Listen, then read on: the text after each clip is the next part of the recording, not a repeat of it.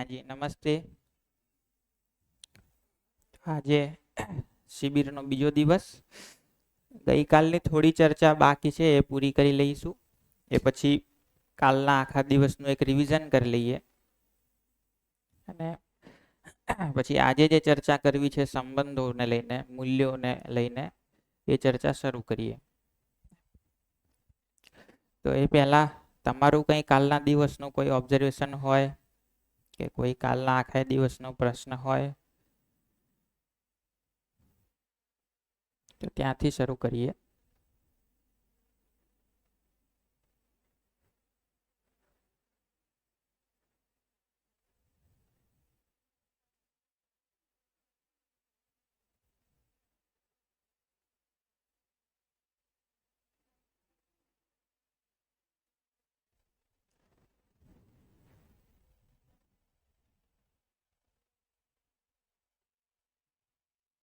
કોઈ પ્રશ્ન ના હોય, કઈ ઓબ્ઝર્વેશન, કોઈ શેરિંગ ના હોય તો આગળ વધીએ.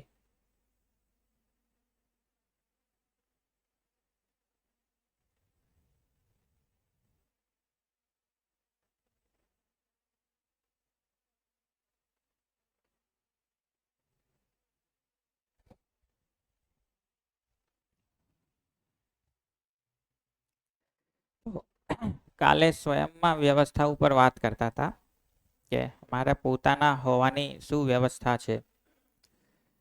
તો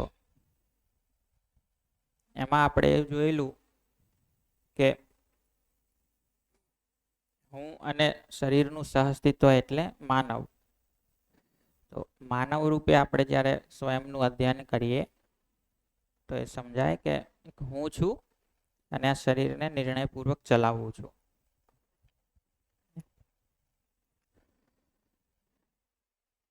તો એ મારો જ નિર્ણય છે કે સત્ર ચાલુ થઈ ગયું હોવા છતાંય બાજુવાળા જોડે વાતો કર્યા કરવી.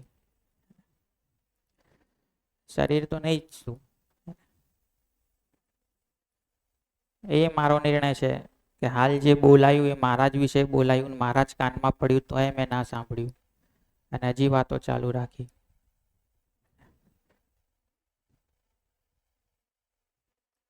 એ મારો જ નિર્ણય છે કે 2 વાર બોલાયું તો એ ના સાંભળ્યું અને હજી વાતો ચાલુ જ રાખી.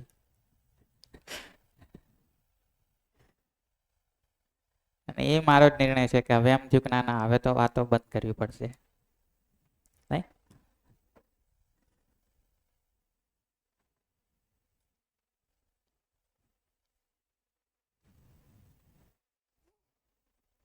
તો હું છું, મારા શરીરને નિર્ણયપૂર્વક ચલાવું છું. તો ઓબ્ઝર્વ કરશો તો નાના નાના નિર્ણયો પણ દેખાશે કે મારા જ નિર્ણયો છે. મારા ભાવ જેવા બને છે, મારા વિચાર જેવા બને છે, એ રીતે હું શરીરને ચલાવું છું. તો કાલે વાત કરેલી કે તમે એવું ઓબ્ઝર્વેશન કરી શકો કે તમે કઈ રીતે નિર્ણય લઈને શરીરને ચલાવો છો. તો અહીંથી ઊભા થઈને શરીરના ઘરે લઈ ગયા, પછી પાછું ઘરે જે કંઈ કામ કરવાનું હતું એ કર્યું, રાત્રે ઊંઘાડી દીધું, સવારે જગાડીને પાછું લઈ આવ્યા. એવું કોઈએ ઓબ્ઝર્વ કર્યું કંઈ? કેટલા લોકોએ આવું ઓબ્ઝર્વેશન કર્યું? તો એમાં કંઈ તમને શેર કરવા જેવું લાગતું હોય તો કરો.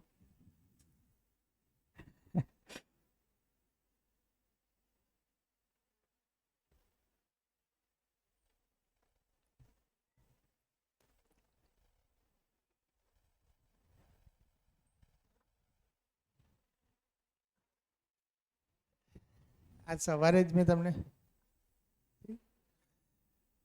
સવારે 6 વાગે આંખ ઉઘડી ગઈ અને 6 વાગ્યા પછી એવું થયું કે થોડી વાર બેઠો, ત્યાં હિંચકામાં બેઠો એટલે શરીરને હિંચકામાં બેસાડ્યું. થયું નથી. અને શરીરને હિંચકામાં બેસાડી થોડી વાર 15-20 મિનિટ જે રોજની આદત છે એ પ્રમાણે આંખો બંધ કરીને પૂરેપૂરું ધ્યાન લઈ ગયો શરીર ઉપર, એના પર. પછી વિચાર આવ્યો કે ભાઈ છોકરાઓ ઊંઘ્યા છે ને મેં એસી બંધ કર્યું છે. કારણ કે એસી નોર્મલી બહુ ઠંડક થાય, આપણે બંધ કરીએ પછી ભૂલી જઈએ પાછું ચાલુ કરવાનું. એટલે પછી હું ત્યાં જઈને એસી ચાલુ કર્યું. પછી હું શરીર છે એવું માનેલું હતું, એટલે મેં કહ્યું કે શરીરને થોડો આરામ આપો 5 મિનિટ. એ 5 મિનિટ આરામ આપવા માટે હું થોડી વાર આડો પડ્યો, તો થયું એવું કે 7 વાગી ગયા, તમે નીચે આવ્યા હતા. મને તો એમ જ થયું કે મેં 5 મિનિટ જ આરામ લીધો છે, પણ થઈ ગયો કલાક. એટલે પછી ઠંડક જોઈને શરીરને મન થઈ ગયું. એટલે હું શરીર છે એવું માનું છું, એટલે જ્યાં જ્યાં સુવિધા દેખાય ત્યાં એટ્રેક્શન આવી જાય છે, સુવિધા દેખાય ત્યાં મન થઈ જાય છે. એટલે ત્યાં શરીરને પછી આપણે રિલેક્સ મોડ ઉપર મૂકી દઈએ છીએ, અને પછી આપણે ક્યાં જતા રહીએ છીએ ખબર નથી પડતી. હોઈએ જ છીએ ત્યાં જ, પણ એ શરીરને આરામ આપવાનું જે સુખ મળે એ સુખ ભોગવવા લાગીએ. સુખમાં સમય જતો રહે ખબર નથી પડતી. એવો થયો ને મતલબ રાતે આરામ કરીએ છીએ એ વખતે સુખની સ્થિતિ હોય છે, એટલે સમય પાસ થઈ જાય છે, ખ્યાલ જ નથી આવતો. રાત્રે ઊંઘીએ છીએ એ વખતે તો શરીરને ઊંઘાડી જ દઈએ છીએ, મગજ ઘણું બધું બંધ થઈ જાય, શરીરના અવયવો શાંત કરી દઈએ.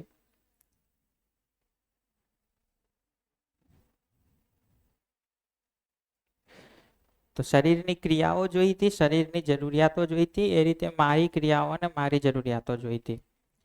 આ આખો જે ભાગ છે શરીરના, એને કહીએ જડ, અને આ જે હું છું એને કહીએ ચૈતન્ય.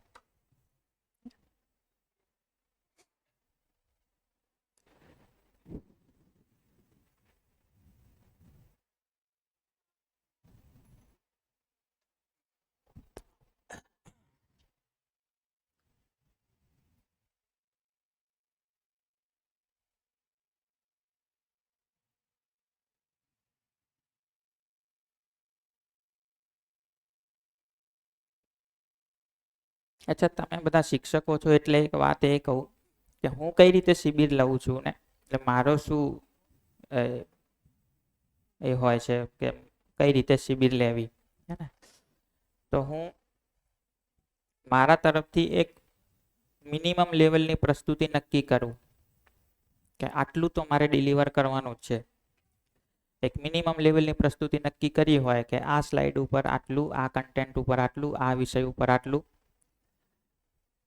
અને પછી પ્રશ્નો થાય, જે પ્રમાણેના પ્રશ્નો થાય, જે પ્રમાણેનું શેરિંગ થાય, એ પ્રમાણે ઊંડા જવાનું. તો એ જ રીતે તમે જોશો કે દરેક સ્લાઇડની એક મિનિમમ પ્રસ્તુતિ હું મારા તરફથી કરી દઉં, જેટલું મિનિમમ એક મને લાગે કે આટલું તો કેવું જ જોઈએ એટલું કહી દઉં. પછી જો પ્રશ્ન થાય તો એમાં વધારે ઊંડાણમાં વાત કરીએ, પ્રશ્ન ના થાય તો ત્યાંથી આગળ વધી જઈએ. તો દરેક સ્લાઇડ ઉપર ઘણું બધું કહી શકાય એવું હોય, પણ જ્યાં જેટલો પ્રશ્ન થાય એટલું બોલવાનું, બાકી આગળ વધી જવાનું. કારણ કે પ્રશ્ન નહીં થતો એનો મતલબ એ કે આગળ કહીશ તો એ તમને પચશે નહીં. એટલા માટે જો કોઈ શિબિરમાં કોઈ પણ પ્રશ્ન ના થાય તો એ શિબિર તો આખી ચાલી જ જાય. એમાં એક મિનિમમ લેવલની વાત આવી જાય. વચ્ચે જ્યાં જ્યાં પ્રશ્નો થાય ત્યાં ત્યાં ઊંડાણ આવે, જ્યાં જ્યાં પ્રશ્નો થાય ત્યાં ત્યાં ઊંડાણ આવે, બાકી જ ફ્લેટ ચાલ્યું જાય.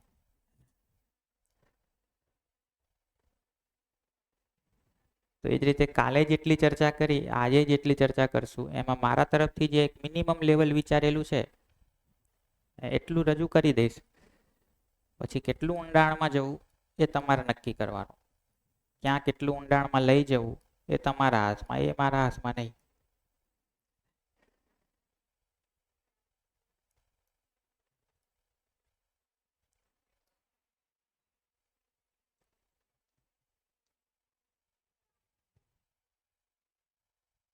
પ્રશ્ન થયો, પંખો ધીમો કરો એમ. જીવન વિદ્યાનો પ્રશ્ન. જો બીજી એક પ્રેક્ટિસ કરી શકીએ, મને એવું લાગે છે કે ચલો અહીંયા આપણે બધાની વચ્ચે હજી બોલવા માટેની તૈયારી નથી, કંઈ વાંધો નહીં, પણ આ 3 દિવસ આપ્યા છે તો કંઈક આપણને મળે એ તો આપણે બધા ઈચ્છીએ જ છીએ.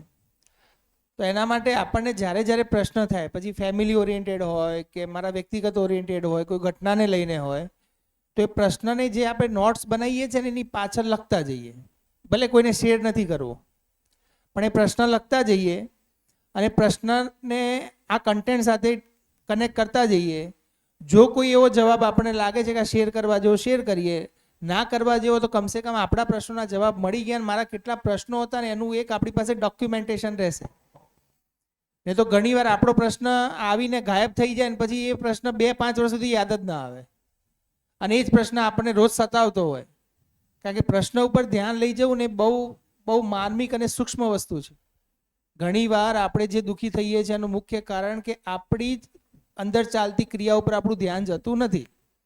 તો આ એક સુંદર સમય હોય છે જ્યારે સીબીના ટાઈમમાં મેં જોયેલું છે, અનુભવેલું બી છે કે ઘણા એવા પ્રશ્નો છે જે ઉભરીને બહાર આવે છે, જે વર્ષોથી નહોતા નીકળેલા એવા પ્રશ્નો બહાર આવે છે. એટલા માટે બહાર આવે છે કે એ પ્રશ્નોના જવાબ મળવાની સંભાવનાઓ આપણને દેખાય છે માટે બહાર આવે છે. ઓકે, એ વખતે બી એમની નોંધ ના લઈએ તો આપણને મોટું નુકસાન થાય. એટલે આપણે કમસે કમ એટલું કરીએ કે નોટની પાછળ જે પ્રશ્નો ઉત્પન્ન થાય છે એ લખતા જઈએ અને પછી છેલ્લે સોલ્યુશન મળે તો એને પણ આપણી રીતે જોતા જઈએ. કોઈ ના મળે તો વ્યક્તિગત વાત કરીએ, કોઈ મળી જાય ને જાહેરમાં ચર્ચા કરવા હોય ચર્ચા કરીએ. ક્લિયર? તો આટલું કામ કદાચ મારા ખ્યાલથી મિનિમમ થઈ શકે, જે વધારે હેલ્પફુલ રહે આપણા માટે.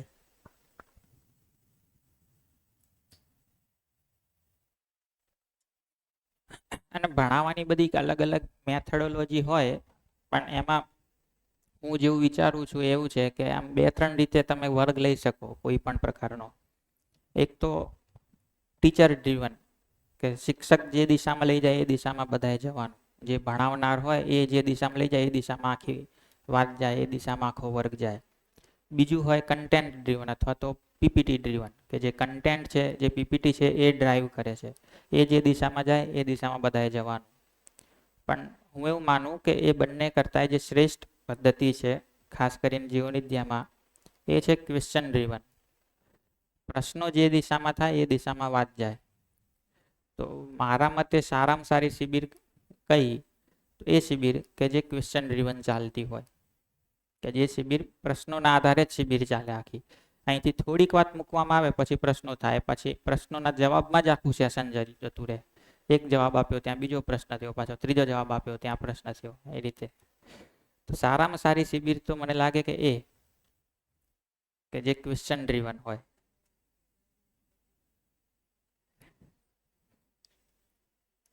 જેમાં હું બહુ સરસ બોલ્યો હોઉં એ સારી શિબિર મને નહીં લાગતી. મારે બહુ જ સરસ બોલવું પડ્યું હોય, કલાકોના કલાકો ખેંચ્યા હોય અને સરસ ધારા પ્રવાહમાં બોલ્યો હોઉં, બધા એકી ટસે સામે ને સામે જોઈ રહ્યા હોય, એને હું બહુ સફળ કે બહુ સારી શિબિર નહીં માનતો. સારી શિબિર તો એને માનું કે મને બોલવા જ ના દીધો હોય લોકોએ, મારી રીતે બોલવા જ ના દે, પ્રશ્નો જ કર્યા કરે ને કે અમારો જવાબ આપો, એમ જ આખી શિબિર પૂરી થાય. એને હું સફળ શિબિર માનું કે સક્સેસ રહી. પણ ખેર એવું મારું માનવું છે, તમને જે લાગતું હોય. બીજું એ કે કાલે એક બેન પૂછતા હતા કે તમે બધું કહો છો એ બધું સમજાય તો છે, પણ પ્રશ્ન કેમ નહીં થતા? તો હું એવું માનું કે પ્રશ્ન નહીં થતા એના 2 કારણ હોય. એક તો એ હોય કે ઓલરેડી બધું ખબર જ છે. હવે પ્રશ્ન તો જ ના થાય, હવે બધું ખબર જ છે, એમને બધું જીવવામાં છે જ. બીજું કારણ એ કે જે કંઈ વાત થઈ રહી છે એને તમે તમારા જીવવા સાથે જોડતા નથી, તો પ્રશ્ન ના થાય. કેમ કે આ કોઠો છે ને, માનવ એટલે હું અને શરીરનું સહઅસ્તિત્વ. આમાં અઘરા શબ્દો જેટલા છે કે જે કોન્સેપ્ટ છે એ તો હું સમજાવી જ દઉં છું ને. એ રીતે જોશો તો આ દરેક શબ્દો, દરેક વસ્તુ કેમ લખી છે, આ બાજુ શું લખ્યું છે, પેલી બાજુ શું લખ્યું, આ મેં સમજાવી દીધું. હવે આમાં કંઈ પ્રશ્ન નહીં થાય તમને, કારણ કે એ પ્રશ્નનો તો કોઈ કોપ છોડ્યો જ નહીં. ખાલી તમને આ દેખાડી દઉં ને પૂછું તો તમે ઘણા બધા પ્રશ્નો કરો, પણ હું સમજાવી દઉં પછી પ્રશ્ન ના થાય. પણ તમે આને જીવન સાથે જોડો તમારા, કે હું મારા જીવવામાં આ જોઈ શકું છું કે નહીં, તો પ્રશ્નો થાય કે મને આવું દેખાય છે તો આમાં શું કરવાનું, આમાં તો આમ થાય છે. તો જેમ કે કાલે સુખ અને દુઃખની વાત કરી, તો જ્યાં સુધી તમે તમારી માન્યતાઓ શું છે સુખ વિશેની, તમને સુખ શું લાગે છે, તમને દુઃખ શું લાગે છે, એની સાથે એને ના જોડો ત્યાં સુધી કોઈ પ્રશ્ન ના થાય એમાં. એની સાથે જોડવાનું ચાલુ કરો, એની બારીકી જુઓ, એની સૂક્ષ્મતાઓ જુઓ પોતાના જીવનમાં, તો પ્રશ્નો થાય કે હું તો આ રીતે જીવું છું, મને તો સુખ આ લાગે છે, તો આવું કરું તો પાછું કેમ દુઃખ થઈ જાય છે, તો એ બધા પ્રશ્નો થાય, હે ને? પણ તમે જીવવા સાથે જોડતા જ નથી, આને ખાલી થિયરી તરીકે સાંભળી લો છો અને એન્જોય કરી લો છો, સરસ છે, તો પ્રશ્નો ના થાય. અને કાં તો પહેલું કારણ કે તમને બધું ખબર જ છે, પહેલેથી જીવવામાં છે જ તમારા, એટલે હવે કઈ પ્રશ્ન છે જ નહીં, શું પ્રશ્ન થાય? તો પહેલું કારણ હોય કાં તો બીજું કારણ હોય, પ્રશ્ન નહીં થતા હો તો. ત્રીજું કારણ એ હોઈ શકે કે પ્રશ્ન નહીં થતા કારણ કે તમે ઘણું બધું વિચારી જ રહ્યા છો અને તમને એમ છે કે મને એક સમય જવાબ મળી જશે એટલે તમને પ્રશ્ન નહીં થતો. પણ એવું અમુક લોકોને જ હોય, બાકી મેઇન તો બીજું કારણ હોય. હા સાહેબ.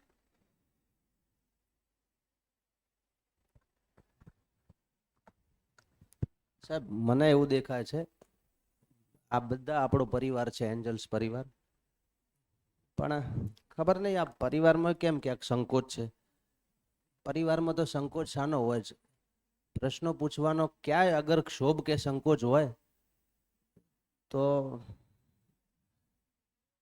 એક કાઢવો જોઈએ ક્ષોભ કે બિલકુલ એવું ના વિચારશો કોઈ કે આપણે આ પ્રશ્ન પૂછશો. અરે તમારા ઘરનો જ પ્રશ્ન પૂછવાનો, હું મારા ઘરના 10-5 પ્રશ્નો પૂછવાનો છું. આખું અહીંયા ઉતારી દો, મજા આવશે એમ. એટલે આપણા રિમોટ કંટ્રોલ બીજાને આપેલા છે. હું બોલીશ તો સામેવાળો શું વિચારશે, મતલબ રિમોટ કંટ્રોલ બહાર છે. તમે હમણાં કહી એ જ વાત હતી કે અત્યારે એમાં વ્યક્તિગત દોષ નથી. હું ક્લાસરૂમને પણ જ્યારે ઓબ્ઝર્વ કરું ને ત્યારે આ થાય છે કે આમાંથી જ અમે બધા ઘણા બધા ટીચર એવા હોઈશું કે જે ક્લાસમાં બાળકને એમ કહીએ કે બેટા પ્રશ્નો તો પૂછો, પણ બાળક પૂછતો નથી. બાળક પ્રશ્ન નથી પૂછતો એટલે પછી એને ગ્રાન્ટેડ સમજીને આપણે આગળ ભણાવી જ જઈએ છીએ. છેલ્લે રિઝલ્ટ મળતા નથી. રિઝલ્ટ ના મળે એટલે આપણે એમ કે મેં તો ખૂબ મહેનત કરી પણ રિઝલ્ટ ના મળ્યું. પણ બાળકને પ્રશ્નો પૂછવા માટેની એક વાતાવરણ અને એ પ્રોવાઈડ કરવાથી જો બાળક પ્રશ્નો પૂછતો થશે તો ટીચર તરીકે જો મારામાં એક ક્ષમતા છે તો એ ટીચર પ્રશ્નો પૂછી શકે છે.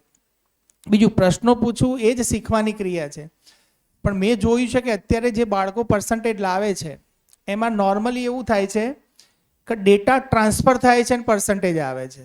મતલબ ડેટા મારામાં જે હતા એ મેં તમારામાં ટ્રાન્સફર કર્યા અને તમે પેપરમાં ઉતારીને આવ્યા, માર્ક્સ આવ્યા એટલે આપણે માની લીધું કે મેં શીખી લીધું. મતલબ મારી પાસે સૂચનાઓ અને ડેટા હોવા એને હું એવું માની લઉં છું કે મારું સમજવાનું કામ પૂરું થઈ ગયું. કારણ કે લાઈફ સાથે જોડતા નથી. જ્યારે એ કન્ટેન્ટને લાઈફ સાથે જોડીએ છીએ ત્યારે પ્રશ્નો તો અઢળક થાય જ છે. એટલે એ વખતે માની લો કે એક બાળક બી જ્યારે કનેક્ટ કરવા જાય છે લાઈફ સાથે ત્યારે એક શિક્ષક લેવલની પણ અક્ષમતા હોય છે. જેવી રીતે મેં પ્રેક્ટિકલી તો જેટલી થિયરી હું ભણાવું છું પ્રેક્ટિકલી મેં તો કરેલી નથી. મને કોઈ ન્યૂટને કીધી કે આને કીધી કે મેં બી ડેટા યાદ કરેલા છે. એને પ્રેક્ટિકલ સાથે મેં બી એટલું વિચાર્યું નથી. મને એટલી જ ખબર પડે કે આ ફોર્મ્યુલા છે તો આ ફોર્મ્યુલા આ બેઝ ઉપર આવ્યો ને આવી રીતે જવાબ આવી જાય છે. તો એ ફોર્મ્યુલા અલ્ટિમેટ એક પ્રેઝન્ટેશન અભિવ્યક્તિ જ છે.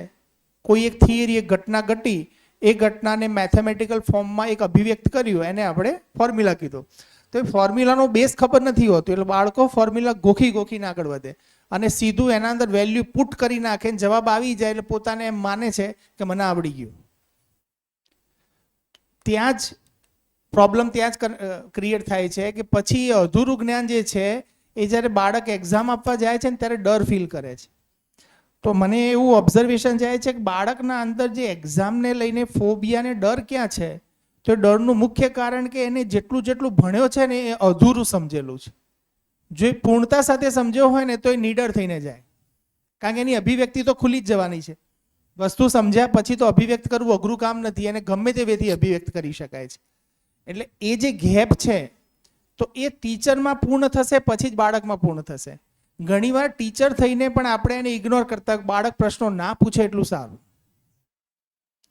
તો આ જે ડેટા ટ્રાન્સફિકિંગ મારું લર્નિંગ ફેઝ છે નહીં, હું શીખવા માંગતો નથી, હું તો ખાલી અમુક સિલેક્ટેડ. અત્યારે તો એવું ટીચિંગમાં એવું થઈ ગયું છે કે એક્ઝામમાં આટલું જ પૂછાય એટલે આપણે આટલું સિલેક્ટિવ જ તૈયાર કરવાનું અને આટલું તૈયાર કરીએ તો આટલા માર્ક્સ આવી જાય.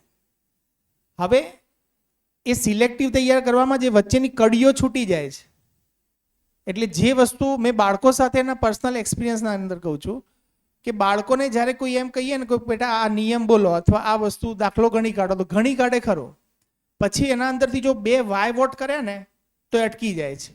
મતલબ એને અમુક એક સ્પેસિફિક વસ્તુ યાદ રાખી લીધી છે, એની પૂરી સમજણ નથી પણ એ ડેટા ટ્રાન્સફર કરી શકે છે, એટલું કામ થાય છે. હવે ડેટા ટ્રાન્સફરને શીખવું કેવું, સમજવું કેવું, કે ડેટાને જીવન સાથે કનેક્ટ કરીએ અને પછી એ બસ જોઈએ એને સમજવું કેવું એમ. ગિરીશભાઈના દરેક શબ્દો મારી સમજમાં આવે છે, પણ મારી સમજમાં આવે છે એ મારી સમજમાં, કારણ કે મારું અંગ્રેજી ઠીકઠાક છે, તમે બોલો છો એ ઠીકઠાક છે, પણ એક આગ્રહ રાખું છું.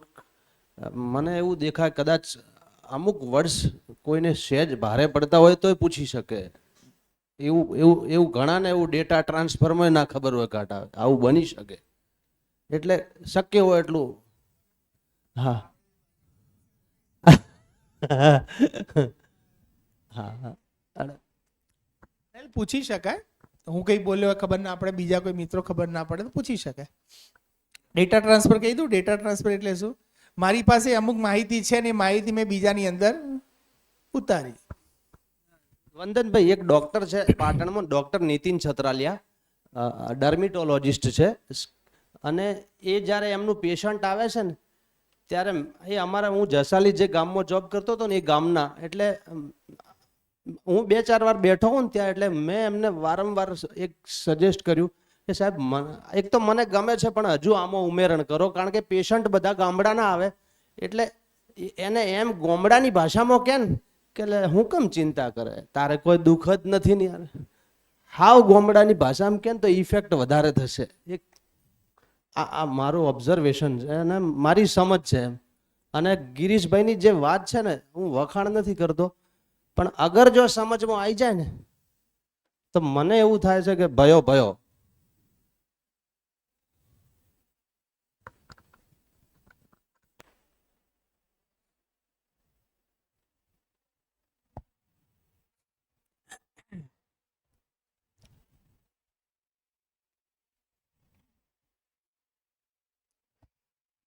આટલી વાત કાલ સુધી કરી હતી.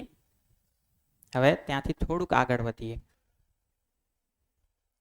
તો આપણી અંદર છો કે જે તમારી અંદર ઈચ્છાઓ બને છે, જે તમારી આશાઓ બને છે, તો તમે ક્યારેક ધ્યાન આપીને જોશો તમારી અંદર કંઈક ચિત્રો ચાલતા હોય, કોઈ વિડીયો ચાલતો હોય ને, કોઈ દ્રશ્ય દેખાતું હોય, કંઈ અવાજ સંભળાતો હોય તમારી અંદર, તો આ બધું જે ચાલતું હોય એને આપણે કહીએ કલ્પનાશીલતા. શું નામ આપીએ? કલ્પનાશીલતા. મારી અંદર જે કંઈ ચાલે છે એ છે મારી કલ્પનાશીલતા.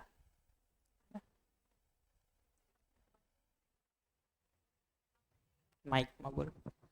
આપણે છે ને જ્યારે ઊંઘે ને ત્યારે આપણે સપનાઓ આવે, તો એ સપના પણ આપણી કલ્પનાશીલતા જ છે, પણ એ આપણને પિક્ચરાઇઝેશન થાય છે એવું. કલ્પનાશીલતા તો પિક્ચરાઇઝેશન જ હોય. તમે દિવસે સપના જોવો જ છો, રાત્રે ઊંઘમાં ક્યારેક એ કલ્પનાશીલતા ઉપર ધ્યાન જતું રહે, તમને યાદ રહી જાય સવારે જાગો ત્યારે કે અચ્છા રાત્રે આવું ચાલતું હતું કલ્પનાશીલતામાં. તો છે તો કલ્પનાશીલતા છે. આપણે જ્યારે ઊંઘ્યા હોય ને ત્યારે ઊંઘ્યા હોય પછી ઉઠીએ ને એટલે આપણને આમ ખબર છે કે હું વિચારો કરતી હતી, પણ આપણને ખ્યાલ ના હોય કે કયા વિચારો હતા, અને સવારે ઉઠીએ ને એટલે માથું છે ને ભારે ભારે હોય. તો એ શું છે?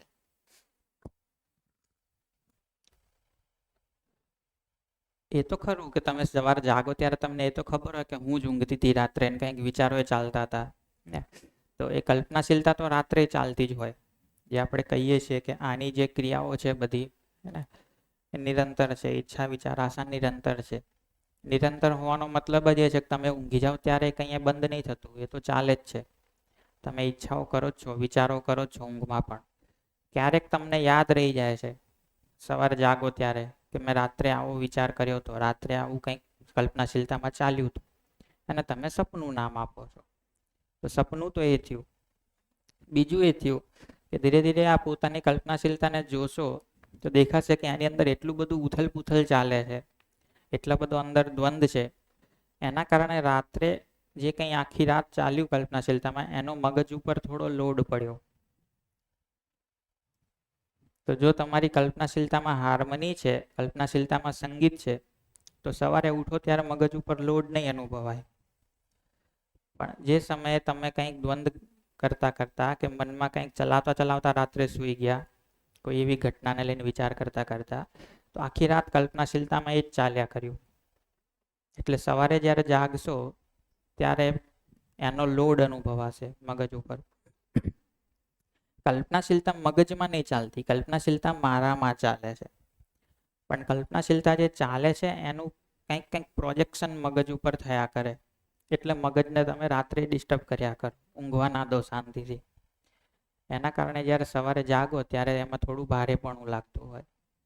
પણ જે રાત્રે તમે એકદમ નિશ્ચિંત થઈને સૂતા હશો, સારા ભાવ સારા વિચાર સાથે સૂતા હશો, એની નેક્સ્ટ સવારે ભારે નહીં લાગે. એ ઓબ્ઝર્વેશન કરી જોજો ક્યારેક. એટલે જ તમે જોશો તો આપણા પૂર્વજો એમ કહેતા કે સારા વિચારો કરતા કરતા ઊંઘવું જોઈએ. કારણ કે તમે ઊંઘી ગયા પછી તમારું એક પ્રકારનું ધ્યાન નહીં રહેતું કલ્પનાશીલતા ઉપર, પણ આખી રાત તો ચાલે જ છે. 7 કલાક 8 કલાક 6 કલાક જેટલું તમે ઊંઘતા હો એટલું. તો જો તમે ખરાબ વિચારો સાથે, વિરોધના ભાવ વિચાર સાથે, સંઘર્ષના ભાવ વિચાર સાથે, નેગેટિવ ભાવ વિચાર સાથે ઊંઘ્યા, આખી રાત કલ્પનાશીલતામાં એ જ ચાલ્યું. જો સારા ભાવ વિચાર સાથે ઊંઘ્યા તો આખી રાત કલ્પનાશીલતામાં સારા ભાવ વિચાર ચાલ્યા.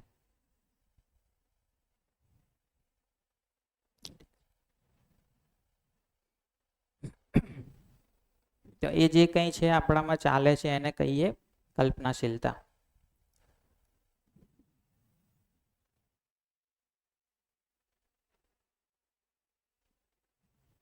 નમસ્કાર સર.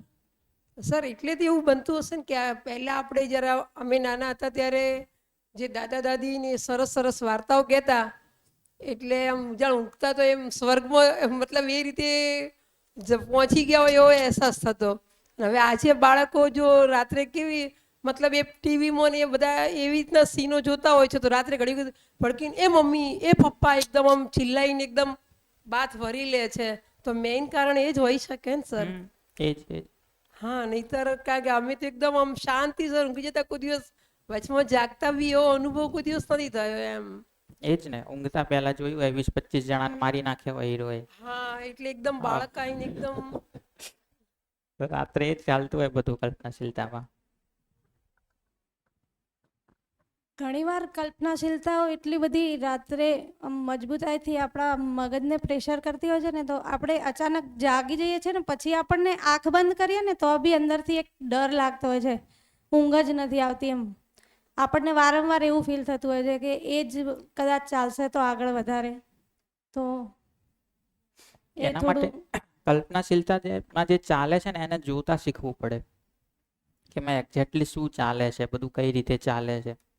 એ તમને ખબર પડે તો આ જે નેગેટિવ ચાલ્યું એને કઈ રીતે દૂર કરી શકું, કઈ રીતે એના બદલે પોઝિટિવ લાવી શકું, એ ખબર પડશે.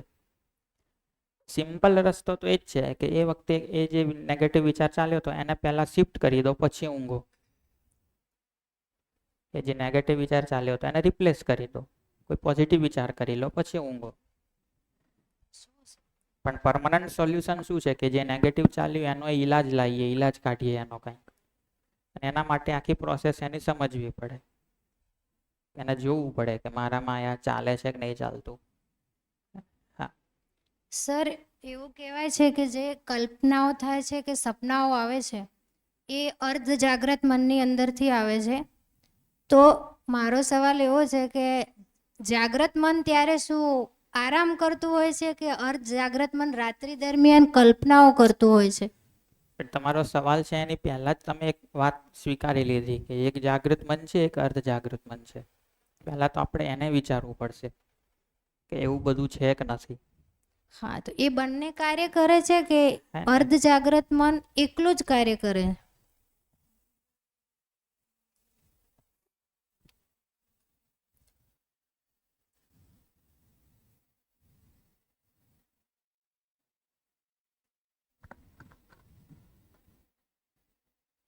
થોડું વધારે મોટું લખું.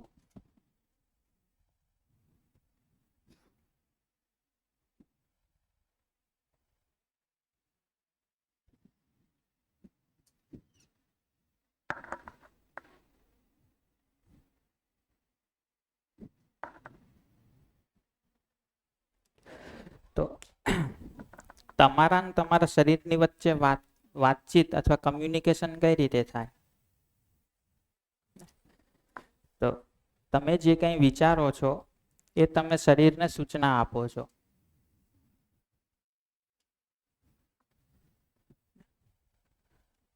કે તું આવું કર. ઠીક છે. તો હું જે કંઈ વિચારું છું એ હું શરીરને સૂચના આપું છું કે હવે મારે આ બોલવું છે, તો શરીર એવું બોલે છે.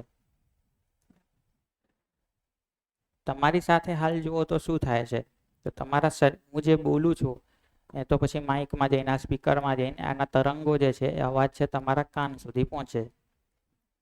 તમારા કાન સુધી અવાજ પહોંચે તો કાનમાંથી એ સિગ્નલ બ્રેઇનમાં જાય અને ત્યાંથી એ તમને સંવેદનાની સૂચના આપે.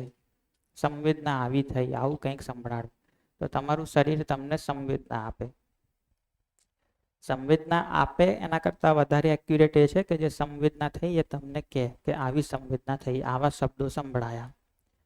તો એ શબ્દો પાછા તમે સાંભળો કે આ ભાઈ કંઈક આવું બોલ્યો, તમને સમજાયું તો તમને એમ થયું કે ભાઈ માથું હલાવો અથવા કોઈક રીતે હકાર આપો કે મને સમજાયું. એટલે તમે પાછી શરીરને સૂચના આપી કે આવું કરો. તો મેં શરીરને સૂચના આપી કે મારે આ બોલવું છે, તો શરીરે બોલતું હતું. એમાં આંખે જોયું કે ભાઈ વચ્ચે કોઈએ હાથ ઊંચો કર્યો, તો આંખથી એ સંવેદનાની સૂચના મને આવી કે વચ્ચે કોઈએ હાથ ઊંચો કર્યો. એટલે મેં પાછી શરીરને સૂચના આપી કે ભાઈ હમણાં બોલવાનું બંધ કર અને પહેલા અમને કહે કે પ્રશ્ન પૂછે. એટલે મેં બોલવાનું બંધ કર્યું, શરીરે બોલવાનું બંધ કર્યું અને તમને પ્રશ્ન પૂછવાનો મોકો આપ્યો. તમે જે પ્રશ્ન પૂછ્યો એ મારા કાને પડ્યો એટલે એ શબ્દો પાછા સંવેદના રૂપે મને મળ્યા. એનો જવાબ મેં એનાલાઇઝ કર્યો કે આવો આવો કંઈક એનો જવાબ થાય. એ એનાલાઇઝ કરીને મેં પછી સૂચના શરીરને આપી કે તું આવું બોલ. તો આ રીતે મારી વચ્ચે અને મારા શરીરની વચ્ચે કમ્યુનિકેશન થાય છે. આ કમ્યુનિકેશનમાં જે વચ્ચે મીડિયેટર છે, જે મધ્યસ્થી છે, એ કોણ છે? તો મગજ.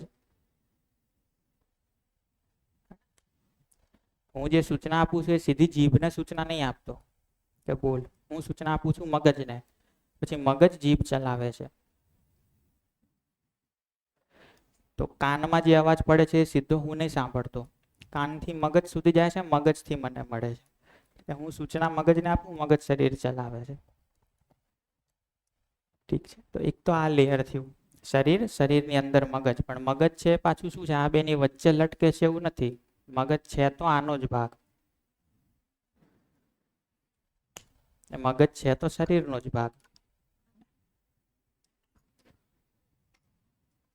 તો આ રીતે હું છું, મગજ છે, શરીર છે.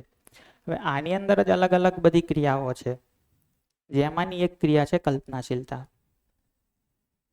જેમાંની એક ક્રિયા છે ઈચ્છા કરવી, વિચાર કરવો, આશા કરવી. એ ઈચ્છા, વિચાર, આશાને ભેગું મળીને આપણે કહીએ છીએ કલ્પનાશીલતા.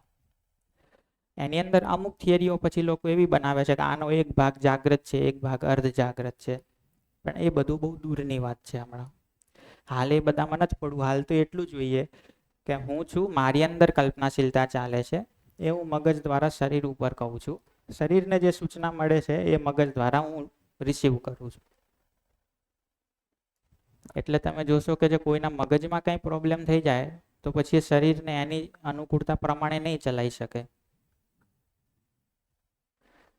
જો મગજમાં એને જે કાનવાળો ભાગ હતો, કાનથી મગજવાળી નસ તૂટી જાય તો કાનમાં તો અવાજ આવશે પણ મગજ સુધી નહીં પહોંચે, એટલે મને નહીં સંભળાય કે શું કહે છે.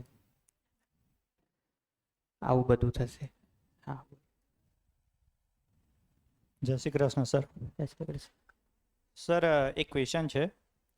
બીજા કોઈની સાથે આવું થાય છે કે નથી થતું મને ખબર નથી, બટ સમટાઈમ કોઈક કામ જે હોય છે ને એ ફર્સ્ટ ટાઈમ કરતો હોઉં છું, બટ ઇન્ટરનલી એવું થાય કે આ કામ મેં પહેલાં કરેલું છે, કે આ ઘટના પહેલાં થયેલી છે મારી સાથે, એવું થાય છે સમટાઈમ.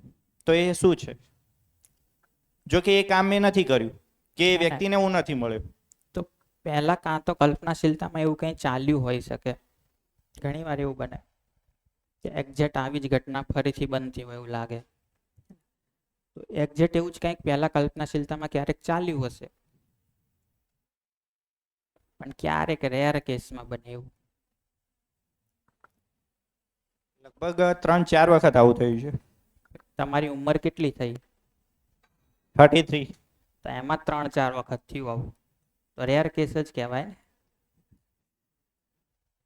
ક્યારેક કલ્પનાશીલતામાં એવું ચાલી ગયું હોય પહેલા ને સેમ એવું બહાર બને, એટલે આપણને એમ લાગે કે ઓહ આવું તો બની ગયું હતું પહેલા.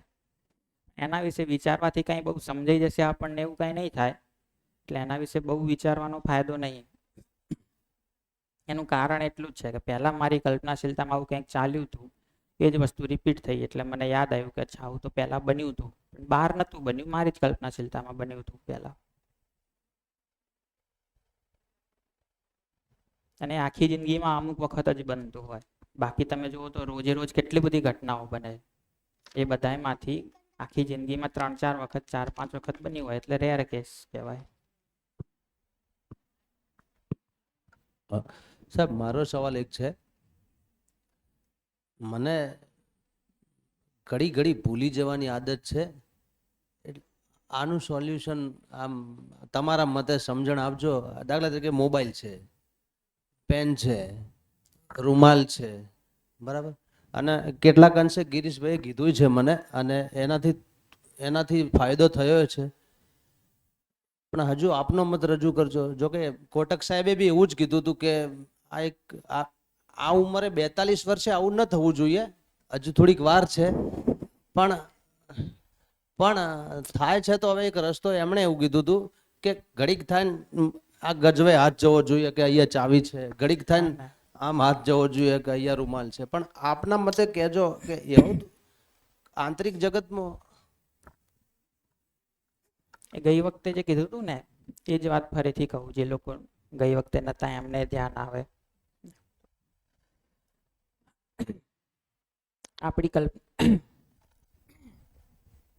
આપણી જે કલ્પનાશીલતા ચાલતી હોય એને જ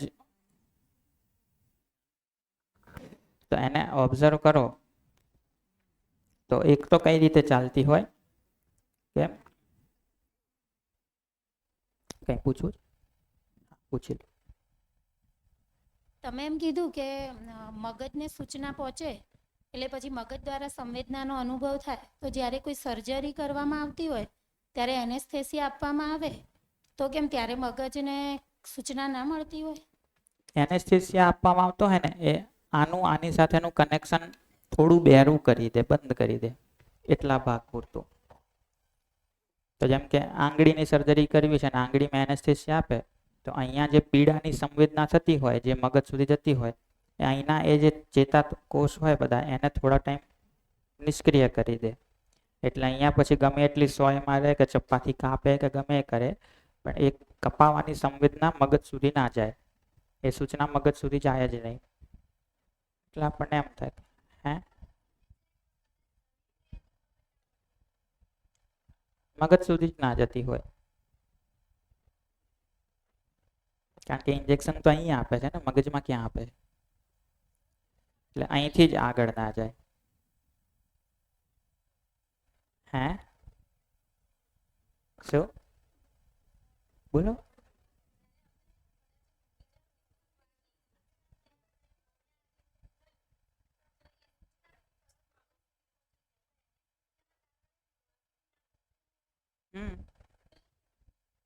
એવું કેમિકલ છે એનેસ્થેસિયા કે જે કોષો હોય એને નિષ્ક્રિય કરી દે.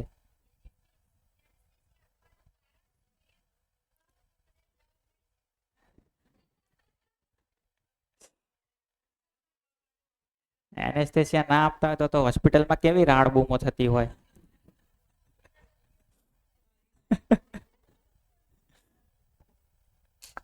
એનેસ્થેસિયા ના આપવો તો પહેલા તો દર્દીને બાંધવો પડે પલક ઉપર ફીટ એકદમ, હાથ ને પગ ને બધું ટાઈટ બાંધીને પછી જ ઓપરેશન ચાલુ કરે. હા કોઈ પૂછતું હતું અહીંયા પાછળ? હા સર નમસ્કાર. અમુક ટાઈમે કોઈ ઘટના ઘટવાની હોય, આપણે એની જાણ નથી પણ છતાં આમ એવું થાય કે આભાસ થઈ જાય, એવું એ શું? એ જ ને હમણાં સાહેબે પૂછ્યું એમ જ કીધું ને, કલ્પનાશીલતામાં પહેલા એવું ચાલી ગયું હોય પણ એ વખતે ચાલ્યું હોય ત્યારે તમને યાદ ના હોય. પછી એક્ઝેક્ટલી એવું બને એટલે તમને યાદ આવે કે અચ્છા આવું તો મારી કલ્પનાશીલતામાં ચાલ્યું હતું પહેલા. એવું યાદ નહીં આવતું કલ્પનાશીલતામાં ચાલ્યું હતું, પણ એવું યાદ આવે કે આવું તો પહેલા થઈ ગયું છે ક્યારે.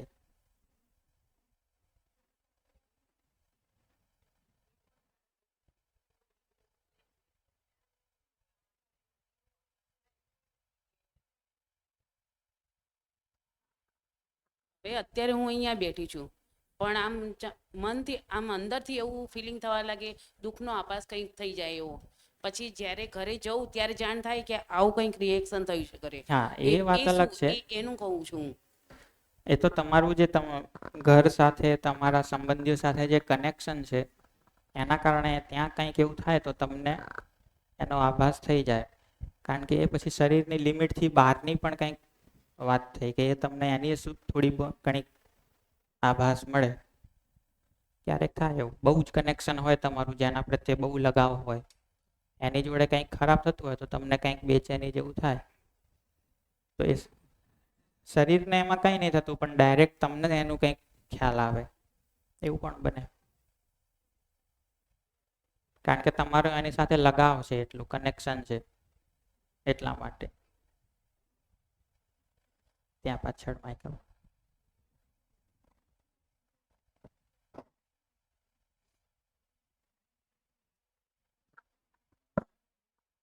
સર, મારે બે મિત્રો છે, તો એકબીજા સાથે બોલતા નથી. હવે એમાં થાય છે એવું કે ખબર નહીં બંને વચ્ચે શું થયું છે કે એક વ્યક્તિ જે છે હંમેશા પેલા જે વ્યક્તિ જે છે ને એની સાથે એના માટે સારા જ વિચારો કરે છે, છતાંય પેલો વ્યક્તિ જે છે એના માટેના જે રોંગ થોટ્સ જ આવે છે એના માઇન્ડમાં. હવે એ સરખું કરવા માટે શું કરવું? ઘણી વખત સમજાયો, પણ છતાંય રોંગ થોટ્સ જ એવરી ટાઈમ. એવી બધી સમસ્યાઓ સોલ્વ તો કરવી પડશે, પણ હું એવું માનું કે પહેલાં તો જેમાં આપણે ઇન્વોલ્વ છીએ એવી સમસ્યાઓ સોલ્વ કરીએ. કારણ કે મને મારા જ ભાવ વિચાર કેમ કઈ રીતે કોના પ્રત્યે પોઝિટિવ કોના પ્રત્યે નેગેટિવ એવું ખબર નહીં રહેતી. તો હવે જે એકદમ અનનોન આપણો મિત્ર જ છે, પણ એના ભાવ વિચારમાં શું ચાલે છે અને કેમ આવા ભાવ વિચાર એના થઈ જાય છે એ કેવી રીતે ખબર પડી જાય આપણને. એટલે કોઈ બે વ્યક્તિ વચ્ચેનો પ્રોબ્લેમ સોલ્વ કરવો તો બહુ આગળની વાત છે. હમણાં એને થોડું રહેવા દઈએ, સ્કીપ કરીએ. પહેલાં તો જે પ્રોબ્લેમમાં આપણે ઇન્વોલ્વ છીએ ને મારા ભાવ વિચાર ગડબડી થઈ જાય છે એને સોલ્વ કરીએ પહેલાં. જેમ કે કોઈ રસ્તે અહીંયા ડીસામાં હું ગયેલો હોઉં જે રસ્તે, એ રસ્તે કોઈ કટવાયું હોય તો હું એને મદદ કરું ને. હજી હું જ કંઈ ફર્યો નથી તો હું કોને કઈ રીતે મદદ કરું? તો એ રીતે આ મારામાં મેં કંઈક કામ કર્યું હોય મારા ભાવ ઉપર, મારા વિચાર ઉપર, તો એની મિકેનિઝમ શું છે, કઈ રીતે કરી શકાય, આવું બધું મને ખબર પડે. જો એ જ ખબર ના પડે કે કઈ રીતે થાય છે, એનામાં કેમ નેગેટિવ વિચાર આવી જાય છે, તો કઈ રીતે સોલ્વ કરશો? તો એ અઘરું કામ છે. તો પહેલાં પોતાના ઉપર કામ કરી લઈએ, ત્યાં ઘણું બધું સોલ્યુશન થઈ જાય, પછી બીજાના ઉપર કામ કરવાની થોડીક ખબર પડે આપણને. એટલે એનો તો જવાબ હમણાં એટલો જ છે કે એ તો હમણાં સ્કીપ રાખો તમે, એ તો હમણાં નહીં થાય. જય શ્રી કૃષ્ણ. પોતાના ઉપર પહેલા વ્યવસ્થિત કામ થઈ જશે, આ બધું શું છે, કઈ રીતે ચાલે છે એ ખબર પડશે, પછી બીજાનું કંઈક કરી શકીશું. હા, જય શ્રી કૃષ્ણ સર. ક્યાંથી બોલો છો? હા હા હા. સામેથી એકદમ. એવું છે ને કે ક્યારેક આપણે એક્સિડન્ટ થઈ જાય છે, પડી જઈએ, પણ થોડોક એક્સિડન્ટ થયો હોય પણ આપણને એના અઠવાડિયા પહેલાં કે મહિના પહેલાં આપણા આભાસ થાય છે કે મારો મોટો એક્સિડન્ટ થશે. મારી જોડે જ આવી ઘટના બનેલી છે, 2 વખત મારે આવું થયું. મને અઠવાડિયા 10 દિવસ પહેલાંથી આભાસ થાય કે મારો મોટો એક્સિડન્ટ થાય છે. એક્સિડન્ટ એટલે માથું ફૂટી જાય એટલી હદે, પણ પછી અઠવાડિયા 10 દિવસ પછી પડું તો છું જ, પણ કેવું નોર્મલ લાગે છે. તો એને કલ્પનાશીલતાને વિચારને ને એ ઘટનાને કોઈ મેળ ખરી? એ જ કહું છું ને, આવા બધા આભાસ તો થતા રહે, પણ એની ઉપર ધ્યાન આપવાથી કંઈ બહુ ફાયદો નહીં થતો. જે મેઇન કરવા જેવું કામ છે તો એ છે કે હાલ જે અંદર ચાલી રહ્યું છે એ જોઈએ આપણે. તો આજે કોકની પ્રત્યે કંઈક બોલી નાખીને એક્સિડન્ટ કરીએ છીએ, એને રોકીએ પહેલા તો ને. એક્સિડન્ટ થશે અને થાય જ પણ છે. અંદર કલ્પના તો અંદર થઈ જ જાય છે ને એ ઘટના પછી ઘટે પણ છે. પછી બીજો એક એવો પ્રશ્ન છે કે મારું પોતાનું જ એવું છે કે મારે સવારે ધારો કે શેડ્યુલ મુજબ કામ કરવા જોઈએ કે ભાઈ સવારે ઉઠીને વિચાર કરી લઉં આટલેથી આટલા વાગ્યા સુધી આમ કરીશ, આટલા વાગ્યા સુધી આમ કરીશ, એટલે ટાઈમ ટુ ટાઈમ કામ પૂરું થાય. પણ જ્યારે કોઈ ડિસ્ટર્બન્સ થઈ જાય પેલું કેવું કે રઘવાયું થઈ જવાય.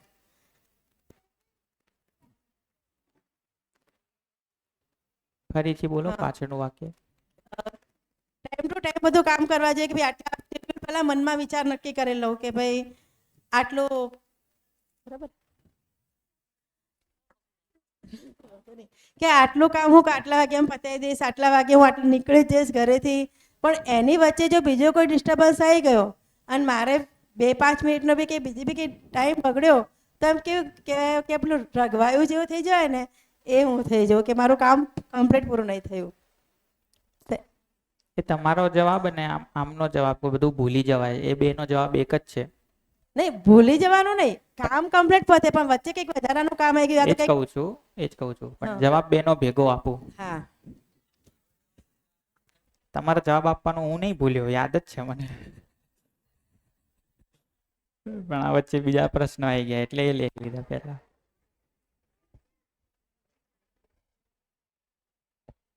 હા, માઇક જોઈએ છે?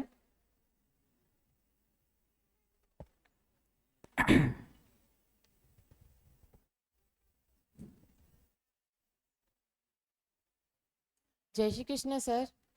सर एक ना हम लोग कभी किसी से कोई गुरु के पास जाते हैं तो वो अपना ज्ञान हमें बख्शते हैं, तो उनका ऐसा होता है कि हमें मेडिटेशन करना है। तो जब हम उनके पास काफ़ी देर मेडिटेशन करते हैं और उनका जो भाव जो प्रोसेस होता है, जैसे कि एक सिक्स सेंस जो खुलता है, तो वो कल्पनाशीलता और वो मेडिटेशन का वो जो प्रोसेस है दोनों में फ़र्क है कि दोनों सेम है?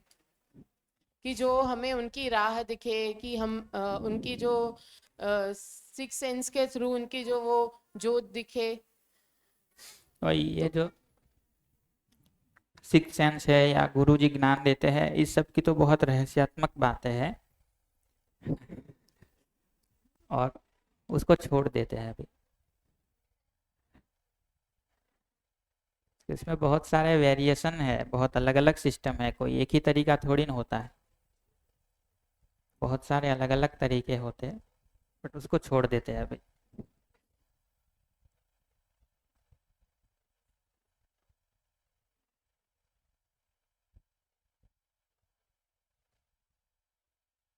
सारू, तो તમારો જવાબ આપો લક્ષ્મણભાઈ. તો એક તો તમે જોશો કે કલ્પનાશીલતા કઈ રીતે ચાલતી હોય આપણી ને. તો માન લો તમે નક્કી કર્યું કે ક્યાંક ફરવા જવું છે, આવું તમારી કલ્પનાશીલતામાં એક બિંદુ આવ્યું કે અમારે આ વેકેશનમાં ક્યાંક ફરવા જવું છે. હવે તમે વિચારશો કે ભાઈ ક્યાં ફરવા જવું, તો આ એક બિંદુમાંથી આગળ નવી કલ્પનાશીલતા જનરેટ થઈ. શું જનરેટ થયું કે ભાઈ એક તો છે કે આબુ જઈએ, સાપુતારા જઈએ ને કાશ્મીર જઈએ, બરાબર, યુરોપ જઈએ, બરાબર. તો આવા વિકલ્પ જનરેટ થયા. આમાંથી તમે કોઈ એક વિચારી લીધું કે ચલો સાપુતારા જઈએ, ઠીક છે, આ સિલેક્ટ કર્યું. હવે નેક્સ્ટ વિચાર શું બન્યો કે સાપુતારા જવું છે તો શેમાં જઈએ? સાદી બસમાં જઈએ, લક્ઝરીમાં જઈએ, ટ્રેનમાં જઈએ, વિમાનમાં જઈએ કે જે મળ્યું એ? પછી તમે નક્કી કર્યું કે ચલો ટ્રેનમાં જઈએ. ટ્રેનમાં જવું છે તો કઈ રીતે જઈશું? તો એક્સપ્રેસમાં જઈએ, લોકલમાં જઈએ, સુપરફાસ્ટમાં જઈએ, રાજધાનીમાં જઈએ, તેજસમાં જઈએ. પછી એમાંથી નક્કી કર્યું કે ચલો એક્સપ્રેસમાં જઈએ. એક્સપ્રેસમાં જઈએ તો ફર્સ્ટ એસીમાં જઈએ, સેકન્ડ એસીમાં જઈએ, થર્ડ એસીમાં જઈએ, સ્લીપરમાં જઈએ. પછી સ્લીપરમાં જઈએ તો સ્લીપરનું બુકિંગ કરાવવા બેઠા ત્યારે પેલું પ્રિફરન્સ માંગે ને કે લોઅર, મિડલ, અપર, હા શું તમને વધારે પસંદ છે. તો એ વિચારવા બેઠા કે લોઅર લઈએ, મિડલ લઈએ, અપર લઈએ, સાઈડ લોઅર લઈએ, સાઈડ અપર લઈએ. આ રીતે કલ્પનાશીલતા ચાલી અને છેલ્લે તમે નક્કી કરી દીધું કે ચલો ભાઈ લોઅર બર્થ લઈ લીધું અને પછી એ નીકળી ગયા ફરવા. તો એક તો તમારી કલ્પનાશીલતા આ રીતે ચાલે.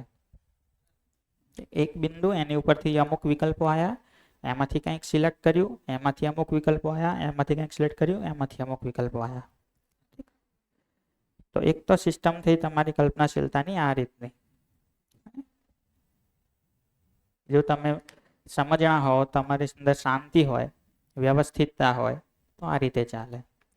બીજો ઓપ્શન શું છે કે હજી તમને એમ વિચાર આવ્યો કે ચલો ફરવા જઈએ. પછી થયું કે ક્યાં જઈશું? આબુ જઈશું, સાપુતારા જઈશું? ના ના, સાપુતારા તો ગઈ વખતે ગયા હતા, ત્યાં ગયા હતા તો પછી આમ થયું હતું, પછી પેલા આમ કીધું હતું, પછી તો ખાવાનું નતું મળ્યું, હોટલ નથી મળી, આમ થયું હતું, તેમ થયું હતું. પેલાને હાથે લેવું છે કે એકલા જવું છે? ના ના, એ તો બધું બાજવાનું કરે, એને તો ના લેવાય. પછી એકવાર તો એને મને આમ કીધું હતું, આમ થયું હતું, તેમ થયું હતું, એમ કરતા કરતા કરતા હે ને પછી અડધો કલાક સુધી પછી કોઈ પૂછે શું સાપુતારા ક્યાં ફરવા જવાનું? હજુ ક્યાં નક્કી જ થયું છે?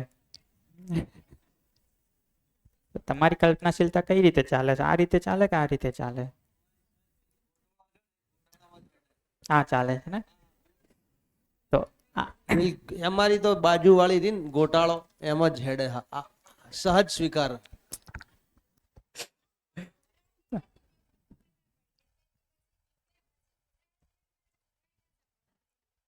ગોટાળામાં બધું એ જ કે આમ કરવું કે તેમ કરવું, પહેલી વાર આમ થયું હતું, પેલું આમ થયું હતું, પેલાને લઈ જવું તો આવું થાય, આનું આમ થાય, પછી પેલું આમ થાય છે, પછી પેલું તેમ થાય છે, પેલાનું પેલું ને પેલાનું પેલું થાય છે, પછી એવું બધું. તો ઇન શોર્ટ સાહેબ, મારા સાહેબે એકવાર મને એવું કીધેલું. એટલે હું આનું કન્ક્લુઝન આપી દઉં, આ બે કીધું એનું, કે તમારી કલ્પનાશીલતા જો આ રીતે ચાલતી હોય ને તો આમાં તમને બધું યાદ રહે, તમારું મન શાંત રહે, બધું યાદ રહે કે મેં કઈ વસ્તુ ક્યાં મૂકી હતી, મારે શું ક્યાં કરવાનું છે, કયા ટાઈમે શું કરવાનું છે. અને તમારો જે પ્રશ્ન હતો એ કે આ રીતે કલ્પનાશીલતા ચાલતી હોય તેમાં વચ્ચે કંઈક ઘૂસી જાય ને તો કંઈ વાંધો ના આવે, વચ્ચે થોડી જગ્યા કરી લઈએ, આરામથી થઈ જાય.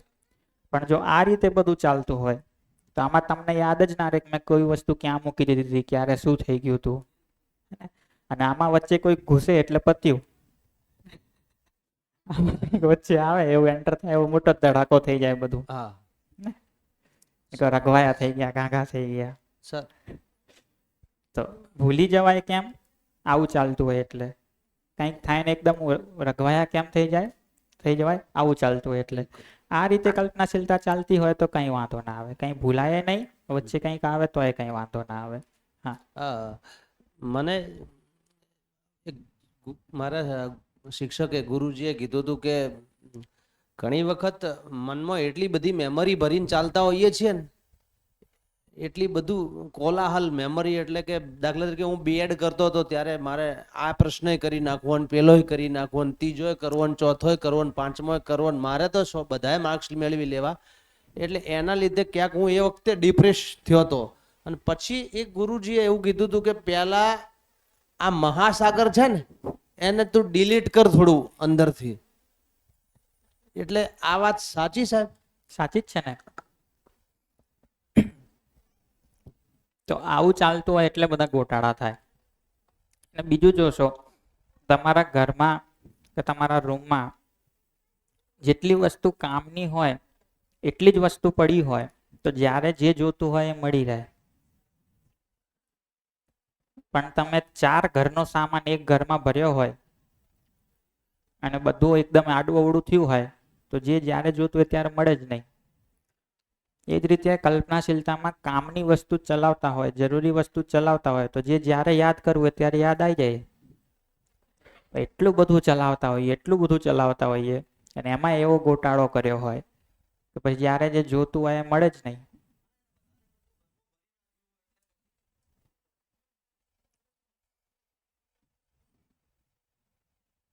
તો એટલા માટે આ કલ્પનાશીલતા ઉપર ધ્યાન આપવું અને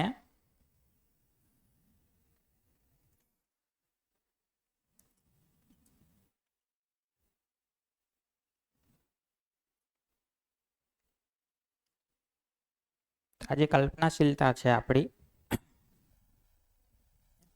એ કલ્પનાશીલતાના આધારે જ આપણે વ્યવહાર કરીએ છીએ.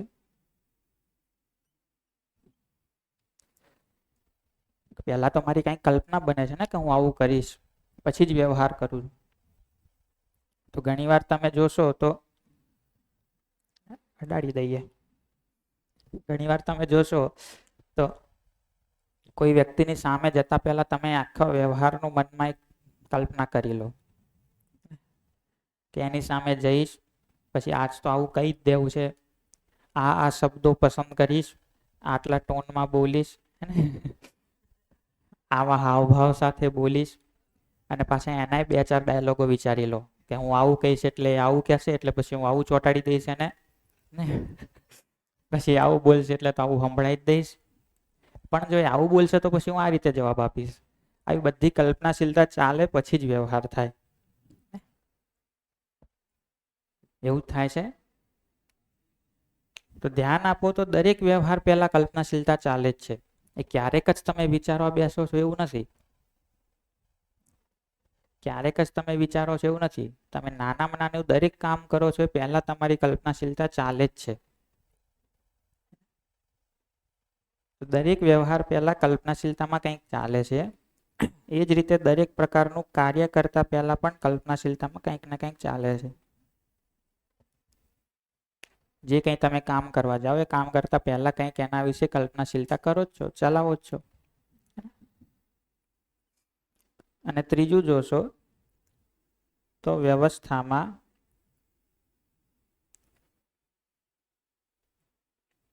ભાગીદારી કરતા પહેલા, જેમ કે આ સ્કૂલની એક વ્યવસ્થા છે, આ શિબિરની એક વ્યવસ્થા છે, ઘરની એક વ્યવસ્થા છે, એ વ્યવસ્થામાં મારે શું કન્ટ્રીબ્યુટ કરવું એ વિચારતા, એ કરતા પહેલા પણ તમારી કલ્પનાશીલતામાં કંઈક ચાલે જ છે.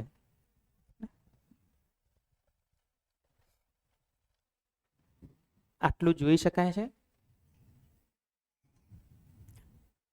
કે કોઈ પણ વ્યવહાર કરતા પહેલા, કોઈ પણ કાર્ય કરતા પહેલા, કે વ્યવસ્થામાં કઈ પણ જાતની ભાગીદારી કરતા પહેલા કલ્પનાશીલતામાં કંઈક ને કંઈક ચાલે છે. થોડું વધારે ઊંડું જુઓ તો કલ્પનાશીલતામાં જે કંઈ ચાલે છે એ ક્યાંથી ડ્રાઈવ થાય છે, એનો સોર્સ શું છે. તો મારા મનમાં એ કલ્પનાશીલતા ચાલી કે મારે આવું બોલવું છે, અથવા મારે આ વસ્તુ ખાવી છે, અથવા મારે આને આ વાત કહેવી છે. તો પોતાની જાતને પૂછો અથવા જુઓ, ઓબ્ઝર્વ કરો કે આ કલ્પનાશીલતા ક્યાંથી આવી, મારામાં આ કલ્પનાશીલતા કેમ ચાલી, આનું સોર્સ શું, આનું ઉદ્ગમ બિંદુ શું. તો દેખાય કે કાં તો એ સંવેદનાઓના આધારે ચાલે છે કે ભાઈ મારે અમુક જાતની સંવેદના મેળવવી છે. સંવેદના એટલે શબ્દ, સ્પર્શ, રૂપ, રસ, ગંધ જે છે. શબ્દ, સ્પર્શ, રૂપ, રસ, ગંધ. ગંધ તો કાનથી જે કંઈ સંવેદના મેળવો એ શબ્દ, ચામડીથી જે કંઈ સંવેદના મેળવો એ સ્પર્શ, નાકથી જે મેળવો એ ગંધ, આંખથી જે મેળવો એ રૂપ, અને જીભથી જે મેળવો એ સ્વાદ અથવા રસ. લખી જ લઉં છો.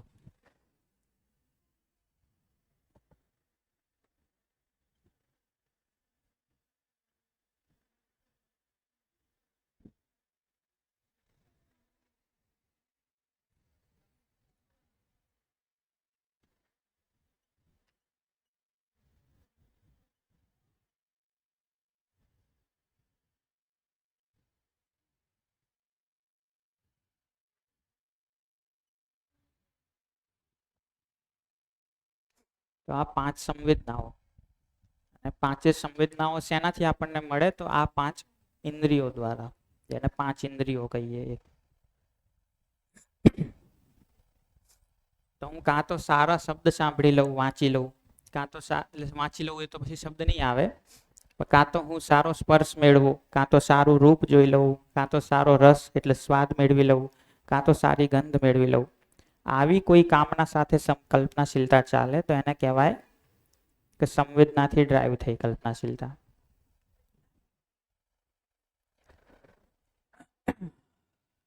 તો જેમ કે તમારી કલ્પનાશીલતામાં એવું ચાલે કે અત્યારે બહાર જઈશું તો ગરમી લાગશે, અંદર બેસશું તો સારું રહેશે, ઠંડક મળશે. તો આ કલ્પનાશીલતા ક્યાંથી ચાલી? સંવેદનાથી.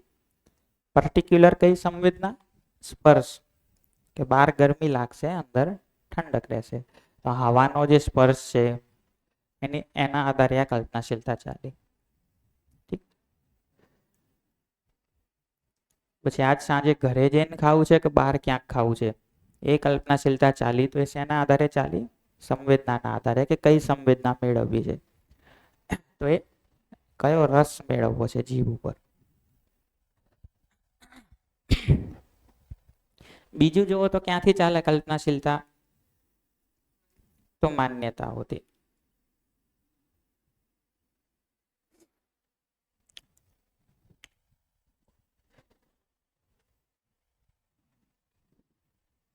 ત્રીજું લખવાની જગ્યા ઓછી પડશે. આમે ત્રીજું ચાલે છે ઓછું.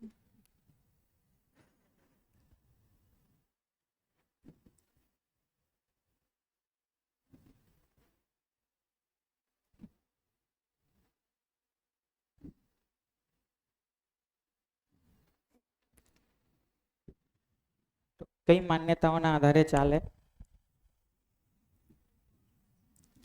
તો હે ના, મારી જ માન્યતાઓના આધારે ચાલે. બીજાની માન્યતાઓના આધારે હું ના કરું કલ્પનાશીલતા.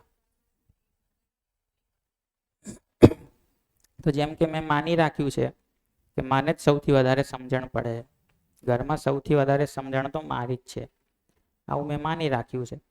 તો મારી કલ્પનાશીલતા એવી જ ચાલશે કે ઘરમાં બધા મને સાંભળતા હોય ને હું બધાને સમજાવતો હોઉં, સમજાવતી હોઉં. પછી એ કલ્પનાશીલતા સાકાર ના થાય એટલે પછી દુઃખી થઈએ. પણ કહેવાનો મતલબ કે એ કલ્પનાશીલતા ક્યાંથી ચાલી? એક માન્યતામાંથી. કઈ માન્યતામાંથી? કે મને જ બધી ખબર પડે.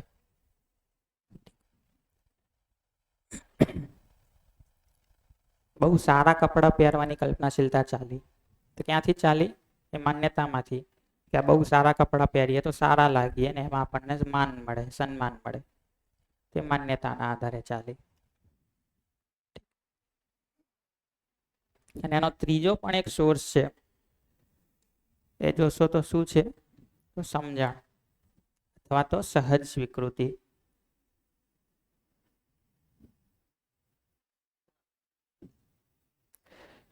તો સમજણના આધારે કલ્પનાશીલતા ચાલે, તો સાચા ભાવ, સાચા વિચારના આધારે કલ્પનાશીલતા ચાલે, તો એવું વ્યવહાર કાર્ય થાય.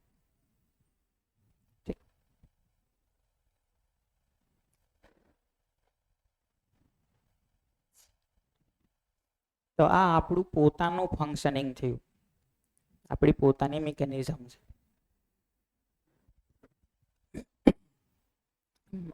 મારું જીવવાનું, મારો વ્યવહાર કાર્ય વ્યવસ્થામાં ભાગીદારી કઈ રીતે થાય છે, શેના આધારે થાય છે? તો મારી કલ્પનાશીલતામાં જે ચાલે છે એના આધારે જ હું વ્યવહાર કરું, કાર્ય કરું, વ્યવસ્થામાં ભાગીદારી કરું. અને કલ્પનાશીલતા ક્યાંથી ચાલે? તો કાં તો મને સંવેદનાઓ મેળવવાની કામના બને એનાથી હું કલ્પનાશીલતા કરું, કાં તો મારી કોઈ માન્યતા છે, મેં માની રાખ્યું છે કે આવું જ હોય, આનું આમ જ હોય, આનું તેમ જ હોય, એના આધારે મારી કલ્પનાશીલતા ચાલે. કાં તો મને કંઈક સમજાણું છે, સમજણના આધારે મારી કલ્પનાશીલતા ચાલે.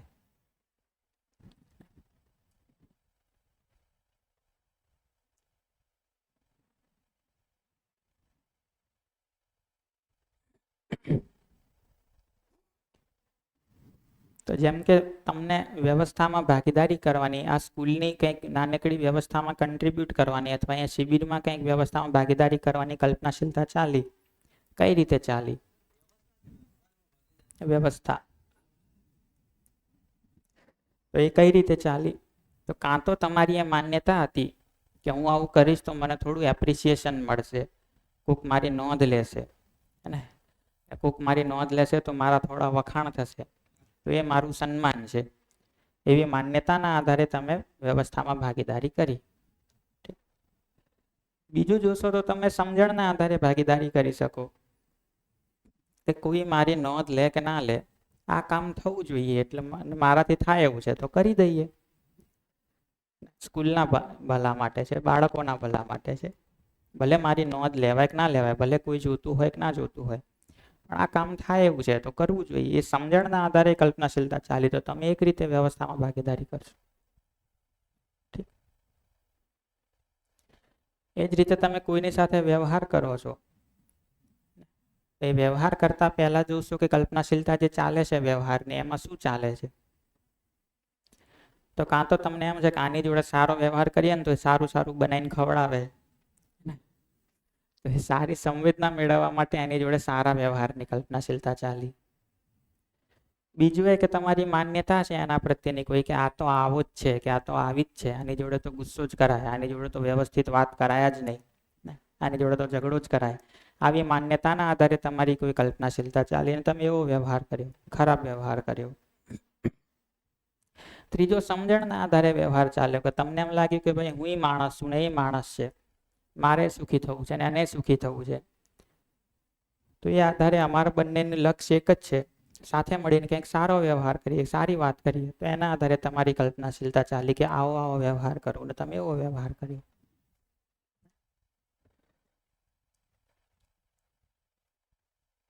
તો આ રીતે જોશો તો કલ્પનાશીલતા આપણી સતત ચાલે છે, ક્યારેય બંધ નહીં થતી. અને કલ્પનાશીલતાનું આઉટપુટ આપણી આખી જિંદગી છે, કે આપણે જે કાંઈ વ્યવહાર કરીએ છીએ, જે કાંઈ કાર્ય કરીએ છીએ, જે કાંઈ ભાગીદારી કરીએ છીએ, એ બધું બહાર થતાં પહેલાં આપણી અંદર થાય છે, આપણી કલ્પનાશીલતામાં થાય છે. અને અહીંયા ક્યાંથી આવે છે તો આ ત્રણમાંથી કોઈ એક સોર્સમાંથી.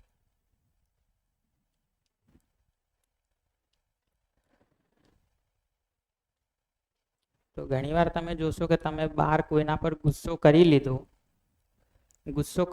ખરાબ વ્યવહાર કરી લીધો, પછી તમને એમ થયું કે ખોટું કર્યું. પણ જો તમે સજગ હો, તમારી ઉપર તમારું ધ્યાન હોય, તો તમે બહાર ગુસ્સો દેખાડો એ પહેલા તમને દેખાઈ જાય કે મને ગુસ્સો આવી રહ્યો છે. હું જો ધ્યાન નહીં આપું તો હમણાં હું કંઈક ખરાબ વ્યવહાર કરી નાખીશ. તો એ વ્યવહારમાં આવતા પહેલા આ સ્ટેજ ઉપર જ ધ્યાન આવતું જાય, આ સ્ટેજ ઉપર જ ધ્યાન જાય, અને અહીંયા જ તમે એને રિસોલ્વ કરી નાખો તો બહાર ખરાબ વ્યવહાર થાય જ નહીં. તો કેટલું સારું. જે કંઈ ભૂલો થાય છે વ્યવહારમાં, કામમાં, ભાગીદારીમાં, એ ભૂલો બહાર થાય ને પછી પછતાઈને એની ઉપર ધ્યાન આપીએ એના કરતાં પહેલેથી જ્યાં એ હજી પ્રોસેસિંગમાં છે અને બહાર આવવાનું છે, અહીંયાથી જ ધ્યાન જતું રહે એના પર, અહીંયાથી જ એના પર ધ્યાન જવા લાગે, તો કેટલું સારું કે બહાર ભૂલો નહીં થાય, અંદરથી જ બધું સુધારો થઈને યોગ્ય વસ્તુ જ બહાર નીકળશે. તો તમને શું લાગે, જ્યારે તમે સંવેદનાના આધારે કલ્પનાશીલતાઓ ચલાવો ત્યારે તમે સુખી હો, જ્યારે માન્યતાના આધારે કલ્પનાશીલતાઓ ચાલતી હોય ત્યારે તમે સુખી હો, કે જ્યારે સમજણના આધારે કલ્પનાશીલતા ચાલતી હોય ત્યારે તમે સુખી હો? સમજણના આધારે. સંવેદનાના આધારે, માન્યતાના આધારે કલ્પનાશીલતાઓ ચલાવો તો બેચેની થાય, દુઃખ થાય.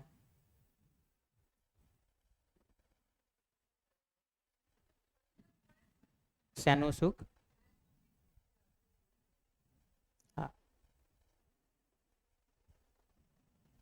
જે સંવેદના અને માન્યતાના આધારે કલ્પનાશીલતા કરીએ તો આપણને એ સુખ જે મળે ને સર, એ ક્ષણિક સુખ મળે. અને આ જે સમજણના આધારે આપણે કલ્પનાશીલતા કરીએ ને તો એનું આપણું સુખ નિરંતર હોય. બિલકુલ. જો સર એનું તમને એક્ઝામ્પલ આપું સર, કે જ્યારે હું એમ કે અહીંયા ડીસામાં સાયકલ લઈને જોબ કરવા જતી હતી, મને વ્હીકલ હજી નથી આવડતું ચલાવતા બીજું, તો સાયકલ તો આજે આવડે છે. તો સાયકલ લઈને જ્યારે હું જતી હતી સ્કૂલ, હવે ત્યારે અચાનક એક બેબીને આખલાએ પછાડી. હવે એ વખતે મારી કલ્પનાશીલતામાં એક બાજુ એવું હતું કે 7:20 સુધી જો હું સ્કૂલમાં નહીં પહોંચું તો મારી અડધી સીએલ પડશે. પણ હવે મને મારામાં સમજણ એવી હતી કે નહીં, આ બેબીને આખલાએ પાડી છે તો મારી ફરજ એ બને છે કે એને હોસ્પિટલમાં લઈ જવી, કારણ કે એને જે પાડી ત્યારે માથામાંથી લોહી વહ્યું જતું હતું. હવે હું વિચારું કે જો મારી અડધી સીએલ કપાશે તો એ ગૌણ બાબત સમજીને મેં ડાયરેક્ટ પછી એને હું ભણસાલીમાં લઈ ગઈ સર. મારી સાયકલમાં તો લઈ જાવ એવી પોઝિશન નહોતી સર.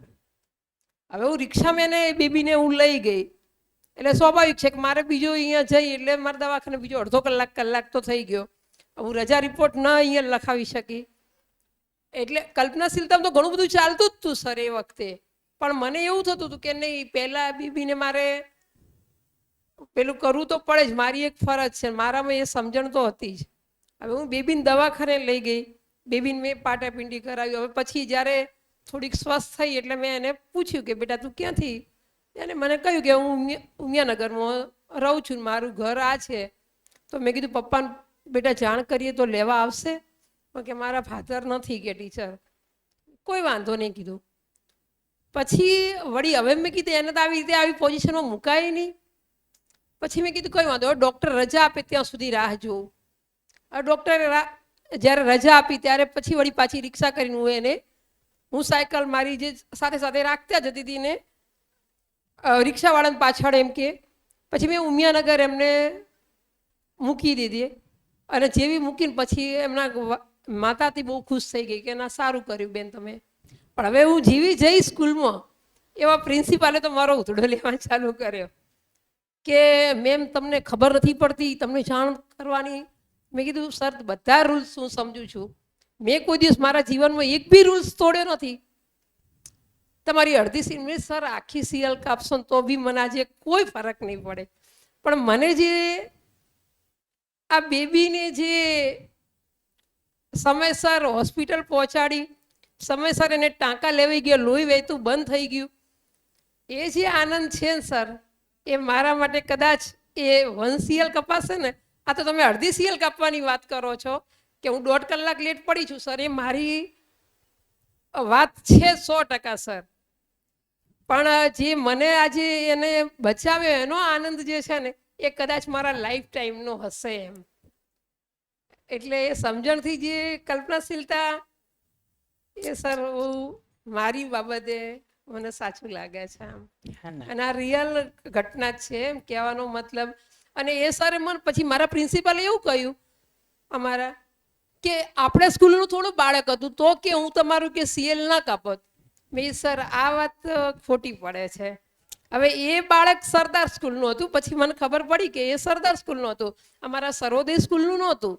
તો સર એ વખતે એવું તો ના જ જોવાય ને કે આ સર્વોદયનું છે કે ચાહે ગમે તે ડીસાની ચાહે 22 સ્કૂલમાંથી કોઈ પણ સ્કૂલનું હોઈ શકે. પણ એ વખતે આપણે તો એક માનવતા તરીકે ફરજ એ થાય ને કે બાળકને બચાવવું એ આપણી પહેલી સમજણ હોવી જોઈએ ને. પણ અમારા પ્રિન્સિપાલે જે કર્યું ભલે એમને એ યોગ્ય લાગ્યું હશે, એ બાબતમાં હું પડવા નથી માંગતી સર. પણ એ જે સુખ જે છે ને, જે સમજણથી સુખ આવે છે ને, એ નિરંતર એ મારા લાઈફની આ ઘટના કહું સર.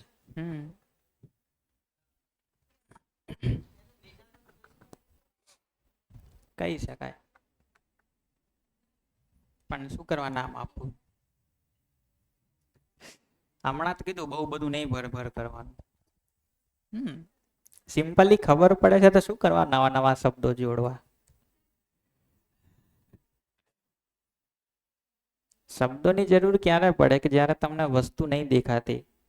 એટલે મારે તમને કહેવું પડે કે લાલ કલરનું હોય, ગોળ હોય, એને ખાઈ શકાય, અંદરથી સફેદ હોય. આ બધા શબ્દોની જરૂર ક્યારે પડે? જ્યારે તમને વસ્તુ નહીં દેખાતી. પણ સફરજન સામે જ પડ્યું હોય તો થોડા શબ્દોની જરૂર છે. તો આ સુખ છે સીધે સીધું દેખાય છે તો ક્યાં શબ્દો નવા નવા આપવાની જરૂર છે? પછી એમાં જ ગૂંચવાઈ જઈએ આપણે.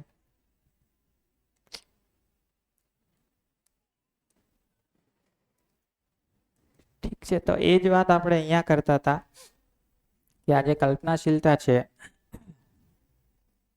એ તમારે વધારે વિસ્તારથી જુઓ તો ઈચ્છા, વિચાર, આશા નામની કોઈ ક્રિયાઓ આપણી અંદર થાય છે. તો ઈચ્છાનો મતલબ છે કે હું મારામાં કંઈક થઈ જવું, કંઈક પામવું ને પોતાના અંદર સુખી થવું, એ ઈચ્છા છે. સમજણા થવું એ ઈચ્છા છે, સાચી ઈચ્છા. વિચાર એ છે કે ઈચ્છાને ફેલાઈને તમે એનાલાઇઝ કરો છો કે કઈ રીતે સુખી થવાય. આશા એ છે કે હવે તમે એનું એક્ઝિક્યુશન કરવા માટે કે હવે એક્ઝેક્ટલી બહાર શું કરવાનું છે. તો મારી આ આશા છે કે હું બહાર આવું કરું, તો એ આશા છે. તો ઈચ્છા વિચાર આશાનું સંયુક્ત રૂપ નામ આપો તો એ કલ્પનાશીલતા. કલ્પનાશીલતા ક્યાંથી ચાલે? તો એનો એક સોર્સ છે માન્યતા, બીજો સંવેદના અને ત્રીજો સહજ સ્વીકૃતિ અથવા તો સમજણ. તો એ જ વસ્તુ આપણે અહીંયા બોર્ડ ઉપર પણ લખી. આ થોડું ઈઝી લાગે જોવામાં, પેલું થોડું કોમ્પ્લિકેટેડ છે પણ એ ડિટેલમાં છે વધારે.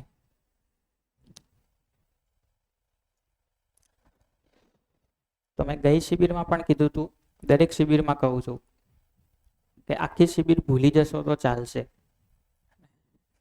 આ 3 દિવસમાં જેટલી વાતો કરીએ બધું ભૂલી જશો. નોટ તમારી સળગી જશે, ખોવાઈ જશે, બકરી ખાઈ જશે, તો એ વાંધો નહીં. ખાલી આટલું યાદ રહેવું છે કે મારી કલ્પનાશીલતા શેના આધારે ચાલે છે એ હું જોઈ શકું, તો શિબિર સફળ થઈ જશે.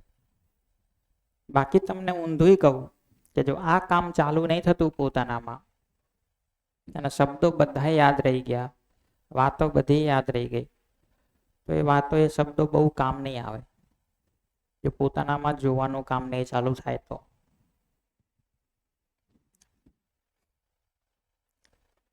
કારણ કે તમે જ્યારે પણ જીવશો કે જ્યારે પણ સુખ દુઃખ અનુભવશો, તો એ તો તમારા ભાવની, તમારા કલ્પનાશીલતાની, તમારા વિચારની શું સ્થિતિ છે એના આધારે જ સુખી દુઃખી થશો. આ શબ્દોના આધારે કઈ સુખી દુઃખી નહીં થાવ.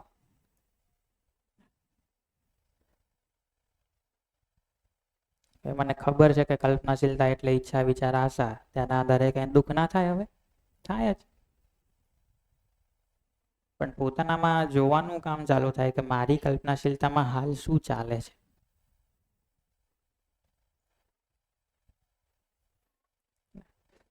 અને જે કંઈ ચાલે છે એ શેના આધારે ચાલે છે. જો સંવેદનાના કે માન્યતાના આધારે ચાલે છે તો એને સમજણના આધારે કરવાનો પ્રયત્ન કરીએ. એ કામ જો થઈ શકે તો આપણી યાત્રા આગળ વધી શકે.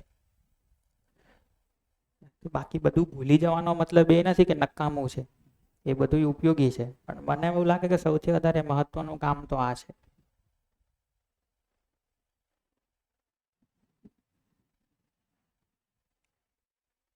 સૌથી વધારે મહત્વનું કામ તો આ જ છે.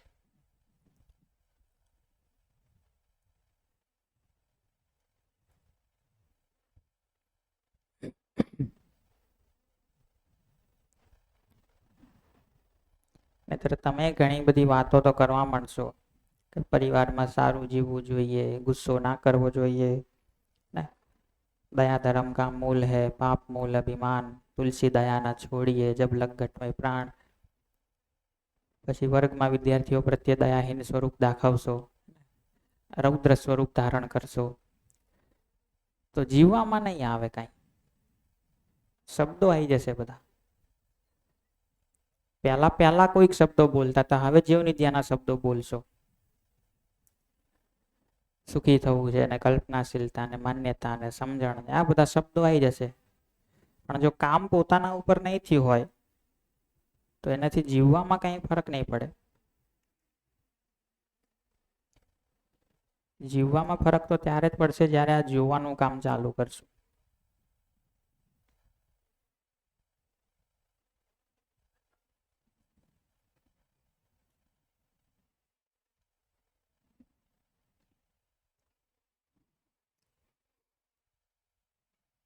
એક 2 મિનિટનો પ્રયોગ કરીએ. બધા આંખો બંધ કરીને બેસો ને જુઓ કે શું ચાલે છે કલ્પનાશીલતામાં, અને પછી એ જુઓ કે શેના આધારે ચાલે છે. સંવેદના વાળી કલ્પનાશીલતા ચાલે છે, માન્યતા વાળી ચાલે છે, કે સમજણ વાળી ચાલે છે. કરો શરૂ.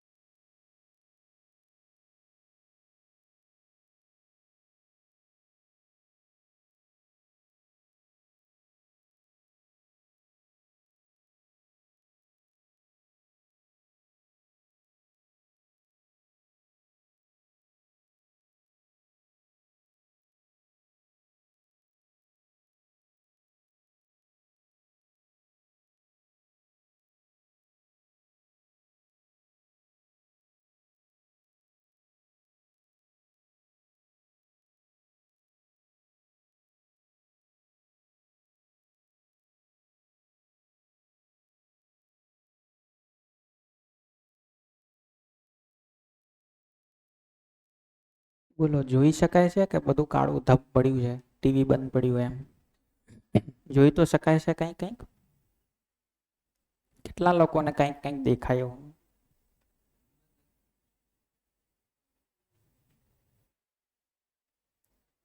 બોલવાનું નહીં કહું, બિયા વગર હાથ ઊંચો કરો. ખાલી દેખાયું કંઈક પોતાની અંદર? કોને કોને દેખાયું? કંઈક ચિત્ર ચાલતું હતું, કોઈ ઘટના યાદ આવતી હતી, કોઈ વિચાર ચાલતો હતો, કંઈ થતું હતું એવું? હે?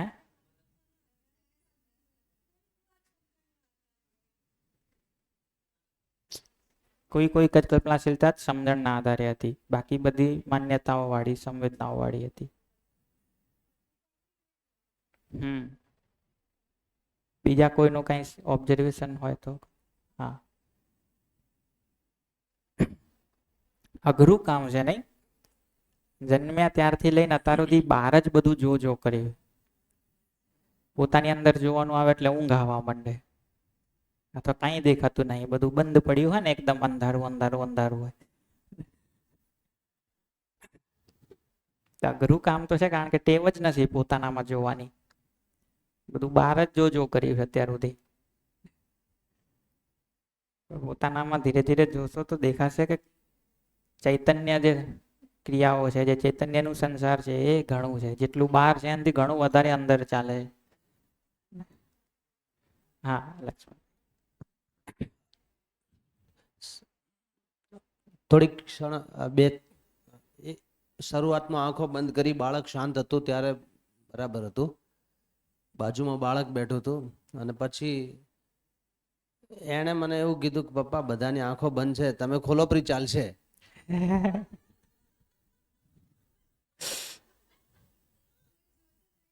હા, એટલે મેં કીધું ના જોવાય લ્યા. તો કે મેં કીધું સાહેબ જોઈ જાહે. તો કે સાહેબ જોઈ જાહે તો શું કરશે? આટલું ચાલ્યું મારા મન. અને પછી તમે એ તો બહાર બન્યું, એ તો બહારની ઘટના થઈ. અંદર શું ચાલ્યું? હા,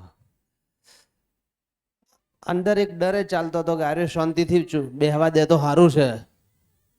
આ બાજુમાં બેઠો ને એ થોડુંક ધ્યાન ધરવા દે તો સારું છે, એવો ડર ચાલતો હતો. એમ અંદર ખરેખર એવું ચાલતું હતું. અને જ્યાં સુધી શાંત હતો ત્યાં સુધી બીજું તો કશું કહી શકતો નથી, પણ મજા આવતી હતી.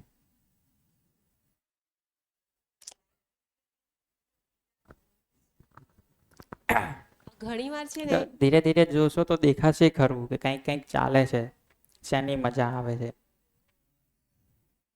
કોઈ ચિત્ર ચાલતું હશે, કોઈ વિડીયો દેખાતો હશે, કોઈ ઓડિયો ચાલતો હશે, મતલબ કોઈ ઘટના દેખાતી હશે, કોઈ વ્યક્તિ દેખાતી હશે, કોઈ વાત સંભળાતી હશે. ઘણીવાર તમે કહો ને, જ્યારે 2 મિનિટ માટે આવી રીતે કલ્પનાશીલતામાં જાઓ તો એવું થાય કે પૂરા બ્લેન્ક થઈ જઈએ. અને તમે જ્યારે ઇન્સ્ટ્રક્ટ કરો ને ત્યારે બ્લેન્ક થઈ જઈએ, અને કાં તો તમે જે બોલેલું હોય એનું એ જ રિપીટ થયા કરે. અને તમને મેં જોયા હોય ને, જે બી જ્યારે તમે ઇન્સ્ટ્રક્શન આપી હોય, જેણે બી ઇન્સ્ટ્રક્શન આપી હોય ને, એનું એ મને દેખાવા લાગે. પણ જ્યારે હું મારી રીતે કરું ને ત્યારે કંઈક મારા કલ્પનાશીલતામાં ચાલતું હોય ને હું નોટિસ વધારે કરી શકું છું. મને જ્યારે કોઈ કહે ને પર્ટિક્યુલરલી, ત્યારે મારું ધ્યાન એટલું જતું નથી. તો એ વ્યક્તિએ જે કીધું એને જ્યારે કલ્પનાશીલતા જોવાનું ચાલુ કરે ત્યારે ઇગ્નોર કરી દેવાનું. આપણને નોર્મલી જે દેખાતું હોય એ જોયા કરવાનું. એવું પ્રેશર નહીં રાખવાનું કે કોઈએ કીધું છે, એમનેમ જ આપણે જોઈએ છે સહજ રૂપે, એમ કરીને જોયા કરવાનું. કારણ કે જે કામ કરવાનું છે તો એ જ છે જે આપણી કલ્પનાશીલતાઓ પોતાની ચાલે છે. તો ઘરના કોઈ વિચાર આવે, કોઈ સંબંધીનો વિચાર આવે, કોઈ બીજો વિચાર આવે, તો એ બધી કલ્પનાશીલતા ઉપર ધીરે ધીરે ધ્યાન જશે.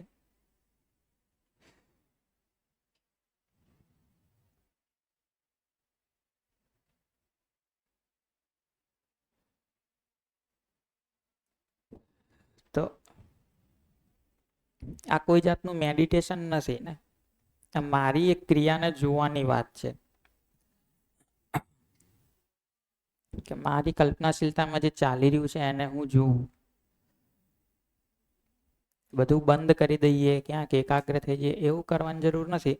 પણ મારી અંદર જે મારી ભીતર જે ચાલે છે એને જોવાની વાત છે. તો ધ્યાન આપવાની વાત છે.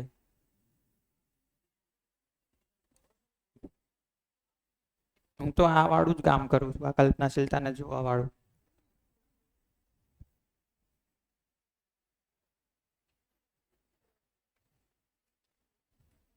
બીજા કોઈને કઈ આમાં શેરિંગ ખરું?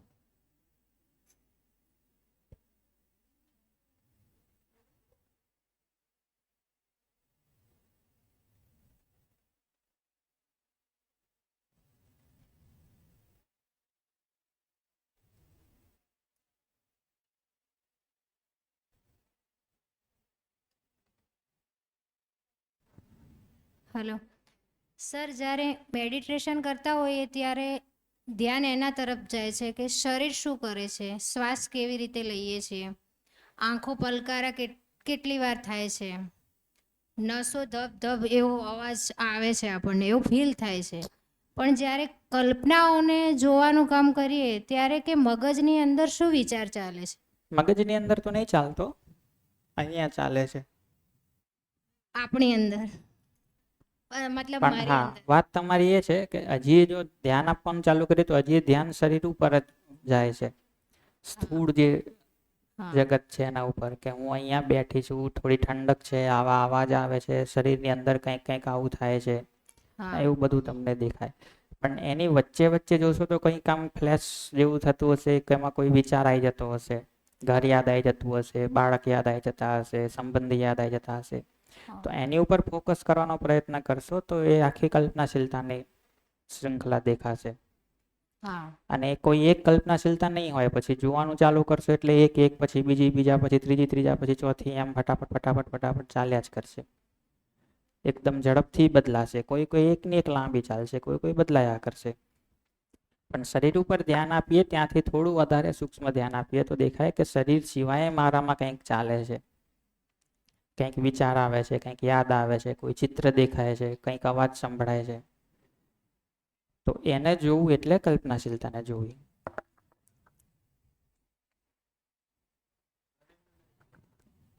હમ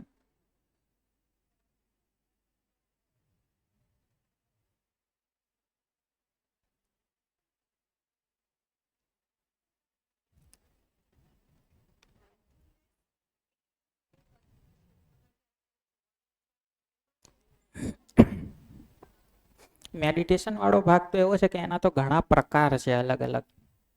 મેડિટેશન કોઈ એક જ જાતનું નથી, ઘણી બધી જાતના મેડિટેશનો છે. એટલે એનું તો બહુ જનરલ કહી ના શકાય. પણ મેડિટેશનનો આમ સામાન્ય અર્થ એવો થાય કે ધ્યાન ક્યાંક એક જગ્યાએ સ્થિર કરવું. માઇન્ડફુલનેસ ને કલ્પનાશીલતાને જોવી એ બંને લગભગ એક જ જેવી વાત છે. કે હું જે કાંઈ કરું છું એના પ્રત્યે હું અવેર છું કે મારી કલ્પનાશીલતામાં હું શું ચલાવું છું ને પછી કરું છું. ઠીક, મારી સામે કોઈ વ્યક્તિ આવે છે ને એ આવું બોલે છે, તો હવે એનો રિસ્પોન્સ હું શું આપું છું? રિસ્પોન્સ વ્યવહારમાં આવતા પહેલા મારી એટલી અવેરનેસ છે કે મારી કલ્પનાશીલતામાં હું એ જોઈ લઉં છું કે હવે મારામાં આવો વિચાર બની રહ્યો છે, આ વ્યક્તિ પ્રત્યે મારો આવો ભાવ બની રહ્યો છે, અને હું આવું બોલવા જઈ રહી છું હવે. અને જો એ લાગે છે કે ખોટું છે, માન્યતાના આધારે છે, તો ત્યાંથી જ હું સાવધાન થઈ જાઉં છું કે ભાઈ આ વ્યવહાર બહાર નીકળશે તો કંઈ ગડબડ થશે.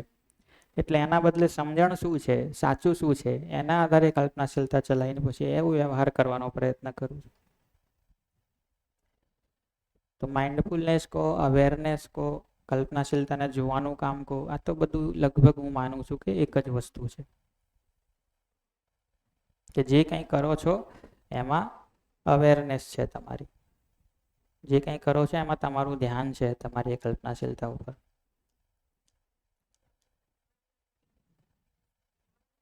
એ માઇન્ડફુલનેસ છે એ થોડું એક્ટિવિટી બેઝડ છે કે તમે જે બહારની એક્ટિવિટી નાની નાની કરો છો એની ઉપર ધ્યાન આપવાની વાત છે.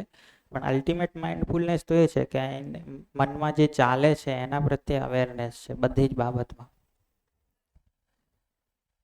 ભલે તો આ હું દર વખતે કહું છું પણ તમે કરો છો કે નહીં ખબર નહીં, હજી એકવાર કહી દઉં કે આવું તો સારું લાગે એમ થોડું, કે બ્રેક કરીએ એમાં ફરી પાછું ધ્યાન આપવાનો પ્રયત્ન કરો કે કલ્પનાશીલતા શું શું ચાલે છે. અહીંથી બહાર જવું છે તો બહાર નીકળીને કંઈક તો ડિસિઝન લેશો કે આમ વળવું છે કે સીધા જવું છે, પહેલા પાણી પીવા જવું છે કે પહેલા નાસ્તા શું બનાવ્યું છે એ જોવા જવું છે. કલ્પનાશીલતામાં શું ચાલે છે, નાસ્તો જોઈને કલ્પનાશીલતામાં શું ચાલે છે, કે નથી ખાવો કે માપનો ખાવો છે કે દબાવા એટલો દબાઈ જ લેવો છે કે શું કરવું છે. તો આ બધું જ કંઈક ઓબ્ઝર્વ કરવાનો પ્રયત્ન કરી જુઓ બ્રેકમાં. કંઈ તમારું ઓબ્ઝર્વેશન હોય તો આપણે પછી બ્રેક પછી પાછા મળીને એના પર વાત કરીશું. પાછા આવતી વખતે શું થાય છે કલ્પનાશીલતામાં, ખુશી ખુશી આવો છો કે એમ વિલા મોઢે અંદર એન્ટ્રી મારો છો. આ બધું જોવાનો પ્રયત્ન કરી જુઓ કે બ્રેકમાં શું ચાલે છે કલ્પનાશીલતામાં. તો મળીએ 10-15 મિનિટ પછી 10 વાગે.